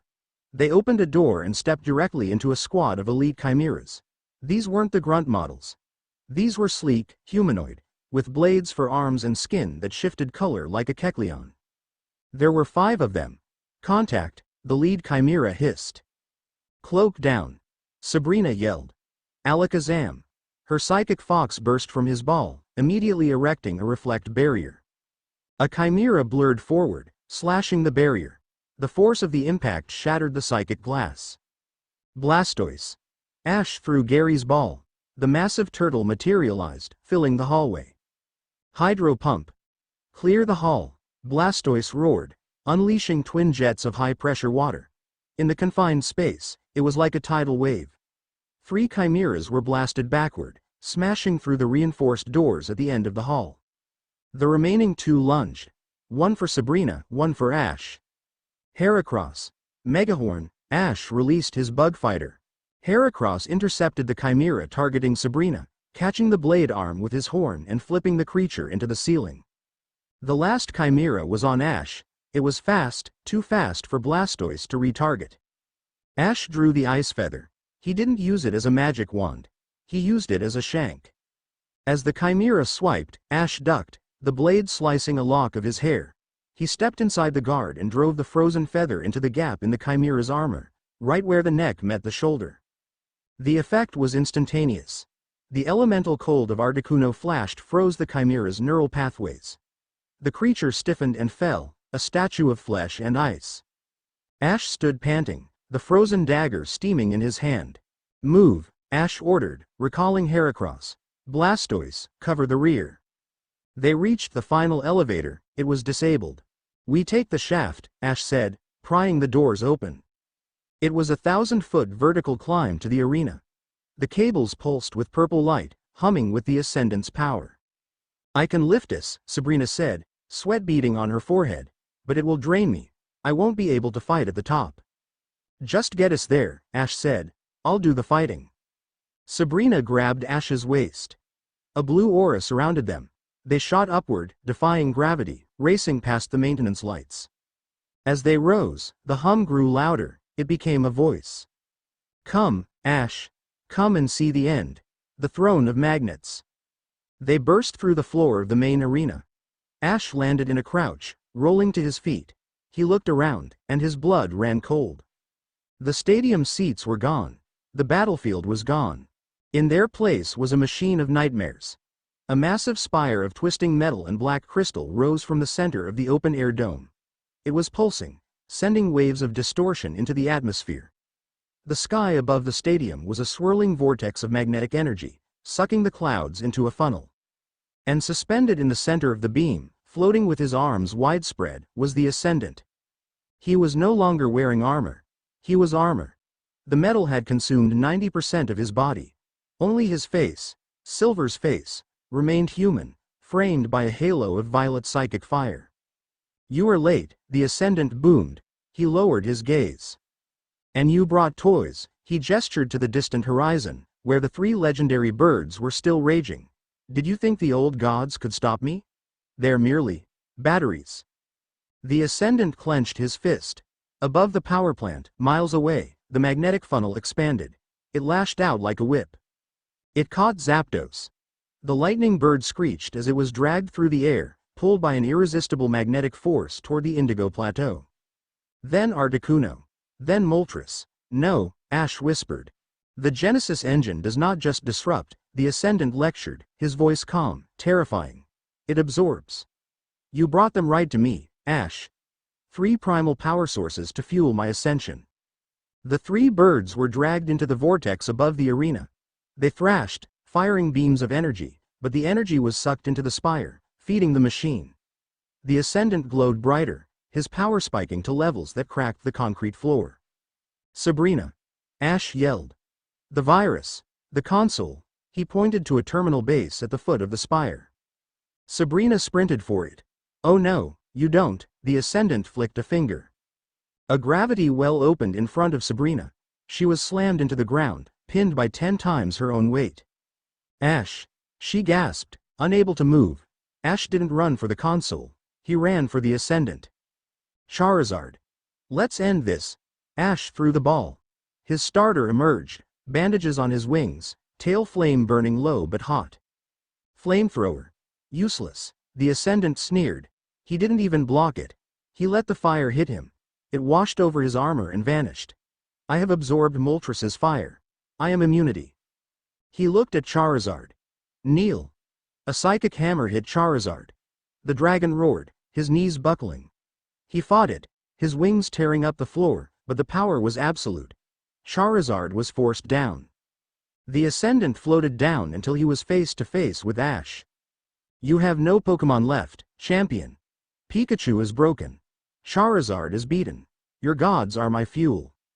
The Ascendant summoned a blade of pure psychic energy in his hand. "Do you have any final words? Perhaps an apology to my father for failing him?" Ash looked at the blade. Then he looked at the Ascendant's eyes. "Yeah," Ash said. "I have a word." Ash reached into his tactical vest. He didn't pull out a Pokeball. He didn't pull out a weapon. He pulled out the empty slot. The empty Pokeball that belonged to Pikachu. He held it up. "You forgot one thing about Pokemon training," Ash said, his voice quiet, steady. "It's not about the power level. It's about the bond." Ash closed his eyes. He didn't reach for the aura. He reached for something else. Something he had forged over 7 regions. A connection that transcended distance, comas, and silence. "Buddy," Ash thought, projecting the feeling with everything he had. "I need you. One last time." In the lab in Pallet Town, miles away, a flatline monitor spiked. In the arena, the empty Pokeball in Ash's hand began to shake. Sparks flew from the button. Not white sparks, gold. "What is this?" The Ascendant frowned, stepping back. "It's the Thunderbolt." Ash opened his eyes. They were glowing gold. The Pokeball exploded. It wasn't a physical release. It was a transfer of pure energy. Pikachu wasn't there physically. He was still in the tank. But his spirit, his will, channeled through the bond, through the aura, through the ball. A massive, spectral Pikachu made of pure electricity materialized over Ash's shoulder. It was 50 feet tall. An avatar of the bond. "Volt Tackle," Ash whispered. The avatar slammed into the Ascendant. For the first time, the demigod screamed. The golden electricity didn't attack his body. It attacked his control. It disrupted the psychic frequencies. It cut the strings. The Ascendant was blasted backward, crashing into the spire. The machine shorted out. The magnetic grip on the legendary birds faltered. "Sabrina. Now," Ash roared. Sabrina, released from the gravity well, scrambled to the console. She jammed the data drive into the port. Injecting the virus, she screamed. "Gary, execute." The spire groaned. The purple light turned red, the absorption field reversed. The legendary birds, suddenly free, shrieked in unison. They didn't flee. They looked down at the insect that had dared to leash them. Try attack. Ice, fire, and lightning converged on the spire. The explosion was blinding. The shockwave blew the top off the indigo plateau. Ash grabbed Sabrina, shielding her with his body as debris rained down. When the dust settled, the spire was destroyed. The machine was a twisted wreck. The legendary birds were circling high above, their vengeance satisfied, returning to their domains. But the Ascendant was not dead. He crawled out of the wreckage. His armor was shattered, revealing raw, burned flesh underneath. One arm was missing. His red hair was singed off. But he was laughing. You broke the machine. The Ascendant coughed, black blood leaking from his mouth. You stopped the pulse. It's over, Ash said, stepping forward, Charizard limping up beside him. Is it? The Ascendant looked up. His eyes were no longer glowing. They were just mad. The machine wasn't just a transmitter, Ash. It was a cork. A cork? The magnetic pressure. I built it up. Compressed it. If you destroy the release valve. He pointed to the ground. It doesn't vent. It erupts. The ground beneath the plateau cracked. A beam of raw planetary energy, pure, unadulterated white light, shot up from the earth. It wasn't controlled. It was the planet screaming. The Ascendant threw himself into the beam. If I cannot rule this world, he shrieked, his body dissolving into the light, I will become the ghost that haunts it forever. He vanished into the energy column. The beam didn't stop. It began to widen. It was eating the stadium. It's going critical, Sabrina yelled, reading the energy signature.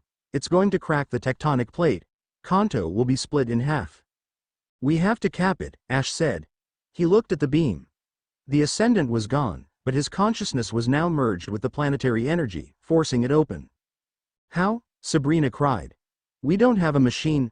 Ash looked at Charizard. He looked at the spectral energy of Pikachu fading from the air. We don't need a machine, Ash said. We need a soul strong enough to hold it down. Ash walked toward the beam. Ash, no, Sabrina lunged, grabbing his hand. You'll be vaporized. I have the aura, Ash said, looking at her. I can stabilize it, but I have to be inside. He leaned in and kissed her on the forehead. Tell Misty I'm sorry. Tell Erika I kept my promise. Ash, please. Sabrina was sobbing now, her psychic composure shattered. Charizard, Ash commanded. Take her. Go. Charizard looked at Ash. The dragon growled, a low, mournful sound. He didn't want to go. That's a command, Ash roared. Go. Charizard grabbed Sabrina, who was screaming Ash's name, and launched himself into the air, flying away from the crumbling summit. Ash turned to the beam. The white light was deafening. He adjusted his hat. Just another adventure, he whispered. He stepped into the light. Chapter 9 and Chapter 10. The Victor's Right. The world was not fire, or ice, or lightning, it was white. Ash Ketchum floated in a void that had no up or down, no gravity, and no time. He wasn't breathing, because his lungs had ceased to exist the moment he stepped into the pillar.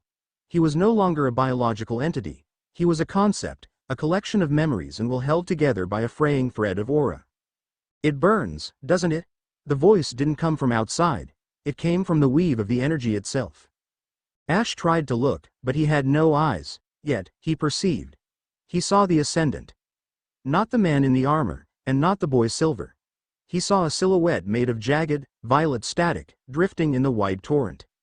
This is the lifestream of the planet, Ash, the Ascendant whispered, his voice sounding like tectonic plates grinding together. The raw magnetic blood of the world. I dissolved into it to poison the well. To make the earth reject humanity. Why are you here? To hold it back, Ash projected. His thought was a wall of blue fire in the white storm. You cannot. You are finite. This is infinite. The violet static lashed out, wrapping around Ash's essence. It wasn't an attack. It was an erasure. Ash felt his memories slipping. The smell of his mother's cooking. The weight of a pokeball. The sound of Misty's laugh. They were being scrubbed away, replaced by the screaming white noise of the planet's agony. Let go, the Ascendant urged. Become the ghost with me. We can scream together for eternity. Ash felt his grip loosening. The pain was absolute, a physical shredding of his soul. It would be so easy to let go. To just be energy. No more responsibility. No more wars. No more losing people he loved. Yes, the Ascendant purred. Rest, champion. Then, he felt it. Not a memory. A tug. It was faint, like a fishing line cast into a hurricane. It hooked into the center of his being. It didn't burn. It felt wet. No, cool, like rain. Then another hook. Scented like fresh grass and crushed petals. Then a third. A psychokinetic iron chain that wrapped around his ego and pulled. You are not done, a voice echoed from the end of the chain. Ash focused on the blue flame of his aura. He grabbed the threads. I'm not a ghost, Ash roared into the void, his will solidifying into a form. His human shape, outlined in sapphire light. And I'm not finished. The ruins of the Indigo Plateau were silent, save for the roaring column of white light that pierced the heavens. Sabrina knelt on the shattered concrete, her hands pressed against the ground. Blood dripped from her nose, landing on the dust. Her eyes were rolled back, glowing with a brightness that eclipsed the sun. I have him, she gasped, her voice sounding like tearing metal. But he is heavy. The planet is trying to digest him. Misty stood behind her, her hands on Sabrina's shoulders. She was crying, silent tears that carved tracks through the grime on her face, but her stance was rock solid. Pull, Sabrina, Misty commanded, her voice fierce. If you have to break the laws of physics, you pull him back. I need more. Sabrina grit her teeth. The Ascendant is fighting me. He is using the magnetic weight of the core. I am not strong enough. Erika stepped forward. The Princess of Celadon looked ruined, her dress torn, her hair wild, her eyes hollowed by the death of gloom. But she didn't look weak, she looked like a force of nature. She knelt beside Sabrina. She placed her hands over Sabrina's hands on the ground. You are not alone, seer, Erika whispered. The roots of the earth run deep. I will ground you. Erika closed her eyes. She didn't have psychic powers, but she had the connection of the forest. She reached out, feeling the ley lines of Kanto, the energy of the Viridian forest, the pulse of the earth. She channeled it, acting as a living conduit, feeding the natural energy of the land into Sabrina. Sabrina gasped as the surge of power hit her. The blue glow around her intensified, turning blindingly white. Misty. Sabrina screamed. The tether. It needs an emotional anchor. He is forgetting who he is. Remind him. Misty didn't hesitate. She grabbed the ice dagger. The feather Articuno had given Ash, which she had recovered from the debris. It was melting, dripping cold water. She drove the dagger into the ground between Sabrina's hands, gripping the hilt. Ash, catch him. Misty screamed at the pillar of light. You promised to rebuild my bike? You promised we'd be partners. If you die now, I will never forgive you. Do you hear me? I will hate you forever. It wasn't a declaration of love. It was a challenge. A hook sunk deep into the stubborn, competitive heart of the boy who hated to lose. The return inside the beam, the white noise shattered. I will hate you forever. The words cut through the Ascendant's static like a blade. Ash's eyes snapped open in the void. He saw the violet shadow trying to consume him. She's yelling at me, Ash muttered. A grin, sharp and dangerous, formed on his face. She only yells when I'm late. No, the Ascendant shrieked, sensing the shift. You belong to the void. I belong to them, Ash corrected. He reached out. He didn't push the energy away. He grabbed it. He used the aura not as a shield, but as a container. He wrapped his will around the planetary beam, compressing it, wrestling the scream of the earth into silence.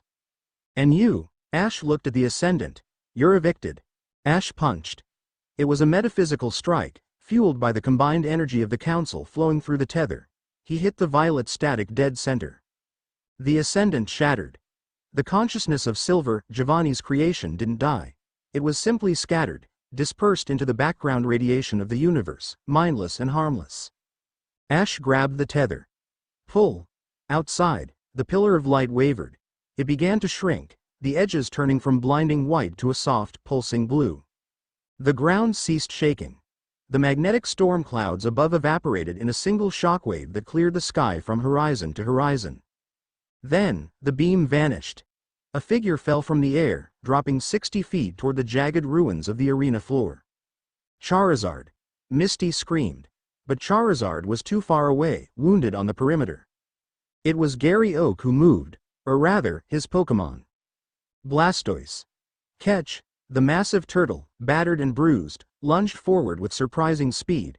He caught Ash in his massive arms, sliding backward 10 feet, absorbing the momentum. Blastoise gently lowered Ash to the ground. Silence fell over the plateau. Misty, Erika, and Sabrina scrambled over the debris. They reached him at the same time. Ash lay on his back. His clothes were gone, burned away by the energy, save for the tattered remains of his tactical pants. His skin was marked with glowing blue geometric patterns, Lichtenberg figures, scars left by the aura, running down his arms and converging on his chest. He wasn't breathing. Ash? Misty fell to her knees, grabbing his hand. It was burning hot. His heart. Sabrina hovered her hand over his chest. It is stopped. No, Erika whispered. No, no, no. Misty began chest compressions. Don't you dare. Come on, Ash, breathe. Clear the airway. Gary yelled, running up with a med kit. Suddenly, a sound cut through the panic. A desperate, frantic chirping. A helicopter was landing nearby, the extraction team from Pallet, but before it touched down, a yellow blur jumped from the open door. Pikachu. The mouse was bandaged, wires still trailing from his chest where he had ripped them out of the stasis tank. He hit the ground running, stumbling, falling, getting up, and running again. Pika, he reached Ash. He saw his best friend lying still. Pikachu didn't cry. He climbed onto Ash's chest. He placed his small paws on the glowing blue scar over Ash's heart. Shoo! Pikachu's cheeks sparked. Not an attack, a jump start. ZZZT. Ash's body convulsed. Again, Misty cried. Pika. A larger bolt of gold lightning slammed into Ash's chest. Ash gasped. It was a ragged, ugly sound, like a drowning man breaking the surface. His back arched. The blue markings on his skin flared, then faded to a dull silver scar. He collapsed back onto the dust. His chest heaved. 1 breath. 2, 3. He opened his eyes. They were brown again, but deep in the iris, a faint blue light lingered. He looked up. He saw Misty, tears dripping off her chin. He saw Erika, clutching his hand to her forehead. He saw Sabrina, slumped against a rock, smiling weakly. He saw Pikachu, nuzzling his neck, crying soft electrical tears. Hey, Ash rasped. His voice sounded like he had swallowed gravel. You idiot, Misty sobbed, collapsing onto his chest. You absolute, colossal idiot. Ash raised a shaking hand and rested it on her head. He looked at Gary. Did we win? Gary looked around at the destroyed stadium, the scattered Ascendant armor, and the clear blue sky. Yeah, Ash, Gary choked out. We won. Ash closed his eyes. Good. I'm going to sleep for a week. And he passed out. 2 weeks later, the throne room. The Indigo Plateau was a construction site. Cranes dotted the skyline, and Machamps were hauling debris. But the central tower, the administrative heart of the league, had been prioritized. The council chamber had been rebuilt. It was no longer a dark cave beneath the stadium. It was a high-ceilinged room with floor-to-ceiling glass overlooking the healing land of Kanto. In the center sat a new table, round, made of obsidian and white marble. Charles Goodshow stood at the head of the table. The league president looked old. The events of the Ascendant Crisis had aged him 10 years. He held a stack of papers. The region is stabilizing, Goodshow said, his voice trembling slightly. The magnetic interference is gone. Navigation is restored. The wild Pokémon are confused, but returning to their habitats, however. He looked at the 4 people sitting around the table. Ash sat in the center. He wore formal attire, a high-collared black tunic with silver embroidery, and a cape of deep crimson. He looked uncomfortable in it, constantly adjusting the collar. His hat sat on the table in front of him. The scars on his arms were visible, silver lines that caught the light. To his left, Misty. She wore the ceremonial robes of the Cerulean matriarch, but she had cut the sleeves off to allow for movement. She looked regal, dangerous. To his right, Erika. She was impeccable in a kimono of spring green. She was managing the finances of the reconstruction, her tablet constantly updating with streams of data. And opposite him, Sabrina. She looked healthy, her color returned. She was no longer floating. She sat grounded, her hands folded. However, Goodshow continued, sweating. The League Board of Directors is concerned. The power vacuum left by Team Rocket and the Ascendant. It requires a democratic transition. They are suggesting a committee to oversee. No, Ash said. He didn't shout, he just said the word. Goodshow froze.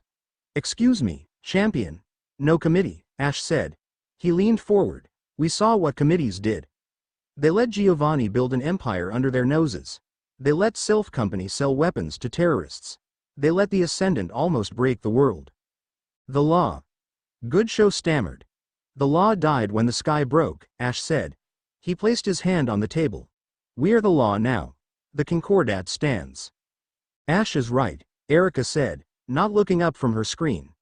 Celadon has already bought the controlling stake in Sylph Company. We are dismantling the weapons division and pivoting to medical tech. The board can complain, or they can be audited. I found some very interesting discrepancies in their tax filings. The police and the gym leaders have pledged loyalty to the council, Misty added, leaning back. Lieutenant Surge, Brock, Blaine. They trust Ash, they don't trust the suits. And the threats, Sabrina whispered, her eyes glowing faintly. I am monitoring the psychic web. Any remnants of the Ascendant's ideology. I will find them. And we will deal with them. Goodshow looked at them. He realized, with a jolt of fear and awe, that the era of the Pokemon League as a sports organization was over. This was a government. And sitting at the head was a 17-year-old warlord who had literally wrestled a god. Very well, Goodshow bowed his head. Lord Champion. Just Champion, Ash corrected. Dismissed. Goodshow hurried out of the room. The balcony. When the doors closed, the tension evaporated. Ash groaned, unbuttoning the high collar of his tunic. I hate these clothes. Can I go back to jeans? Absolutely not, Erika smiled, putting her tablet down. You're the symbol of the new order, Ash. You have to look the part. Besides, the cape works for you. It gets caught indoors, Ash complained. He stood up and walked to the balcony. Pikachu, who had been sleeping under his chair, trotted after him, jumping onto the railing. The mouse was fully healed, though a small patch of fur on his chest was now white, marking the spot where the wires had been. Ash looked out over the Indigo Plateau. The sun was setting, painting the sky in oranges and purples. Misty walked out and leaned beside him. You did good in there, she said. I felt like a dictator, Ash muttered. You're not a dictator, Misty said, bumping his shoulder. You're a shepherd. Sometimes the flock needs a dog to bark at the wolves. Ash looked at her. The scar on his neck from the Ascendant's grip was fading, but still visible. How are you? He asked quietly. The gym, rebuilding, Misty said. My sisters actually came back. They're helping. Turns out, nearly dying makes you appreciate family. And I have funds now. Thanks to the Queen of Cohen over there. She nodded back at Erika. Erika and Sabrina joined them on the balcony. The Dratini colony has been returned to the Safari Zone, Erika reported softly. Dragonair is recovering. And I planted a new garden in the gym. For Gloom. Ash reached out and took Erika's hand. She squeezed it, her grip strong. The grief was still there, but it wasn't a weight that drowned her anymore. It was a foundation. And you? Ash looked at Sabrina. Sabrina closed her eyes, tilting her face to the wind. Silence, she whispered. For the first time in my life, Ash. It is quiet. The Ascendant's scream is gone. The voices are manageable. She opened her eyes and looked at him, because I have an anchor. She reached out and placed her hand over Ash's heart, right over the silver scar. We are tied together, Sabrina said. The prism. You disperse the light, but we focus it. Ash looked at the three of them. Misty, the water. Fluid, fierce, his partner in the trenches. Erika, the grass. Patient, nurturing, the roots that held the kingdom together. Sabrina, the psychic. Vast, protective, the shield that guarded them from the shadows. And him. The fire. The energy that drove them. It wasn't a harem in the way the stories told it. It wasn't about ownership. It was a tetra bond. A knot of 4 souls that had survived the apocalypse. So, Ash said, looking at the horizon where the first stars were appearing. What do we do now? Well, Misty smirked, crossing her arms. There's a rumor about a new threat rising in Johto. Some group called Team Rocket is trying to regroup there under a new executive. And, Erika added, the Orange Islands have sent a diplomatic envoy requesting aid with a disturbance involving the sea currents. And, Sabrina noted, Ho-Oh has been sighted near a critique. It is waiting. Ash smiled. It was the old smile, the one that promised adventure, danger, and impossible odds. He reached for his hat on the railing and turned it backward. Sounds like we're going to be busy, Ash said. He looked at Pikachu. You ready, buddy? Pikachu sparked, electricity arcing between his cheeks. Ash looked at his queens. Suit up, the champion commanded. We have a world to save. Chapter 10 and Epilogue. The legend excerpt from The History of Modern Kanto, published 50 years later. They say the era of the prism was the Golden Age. It began in fire and ruin, with the fall of the Ascendant and the scarring of the Indigo Plateau. But from those ashes rose a council that redefined power. Ash Ketchum, the unifier. He never lost a battle after that day, though historians argue whether it was his tactical genius or the terrifying competency of his inner circle that ensured his reign. He was a champion who refused to sit on a throne, often seen on the front lines of disasters, riding a Charizard that was rumored to breathe blue fire. And his council. The three pillars. Misty Waterflower, who turned the oceans into a fortress. Erika of Celadon, who rebuilt the economy into a garden of prosperity. Sabrina the Seer, whose psychic network ensured that no shadow ever threatened the light again. They were never married in the traditional sense, but they were never apart. They lived as a unit, ruled as a unit, and when they passed into legend, they were buried together in the mausoleum of the prism, beneath the statue of a Pikachu wreathed in lightning. The inscription on the tomb reads simply, "Here lies the storm and his anchors. They did not break."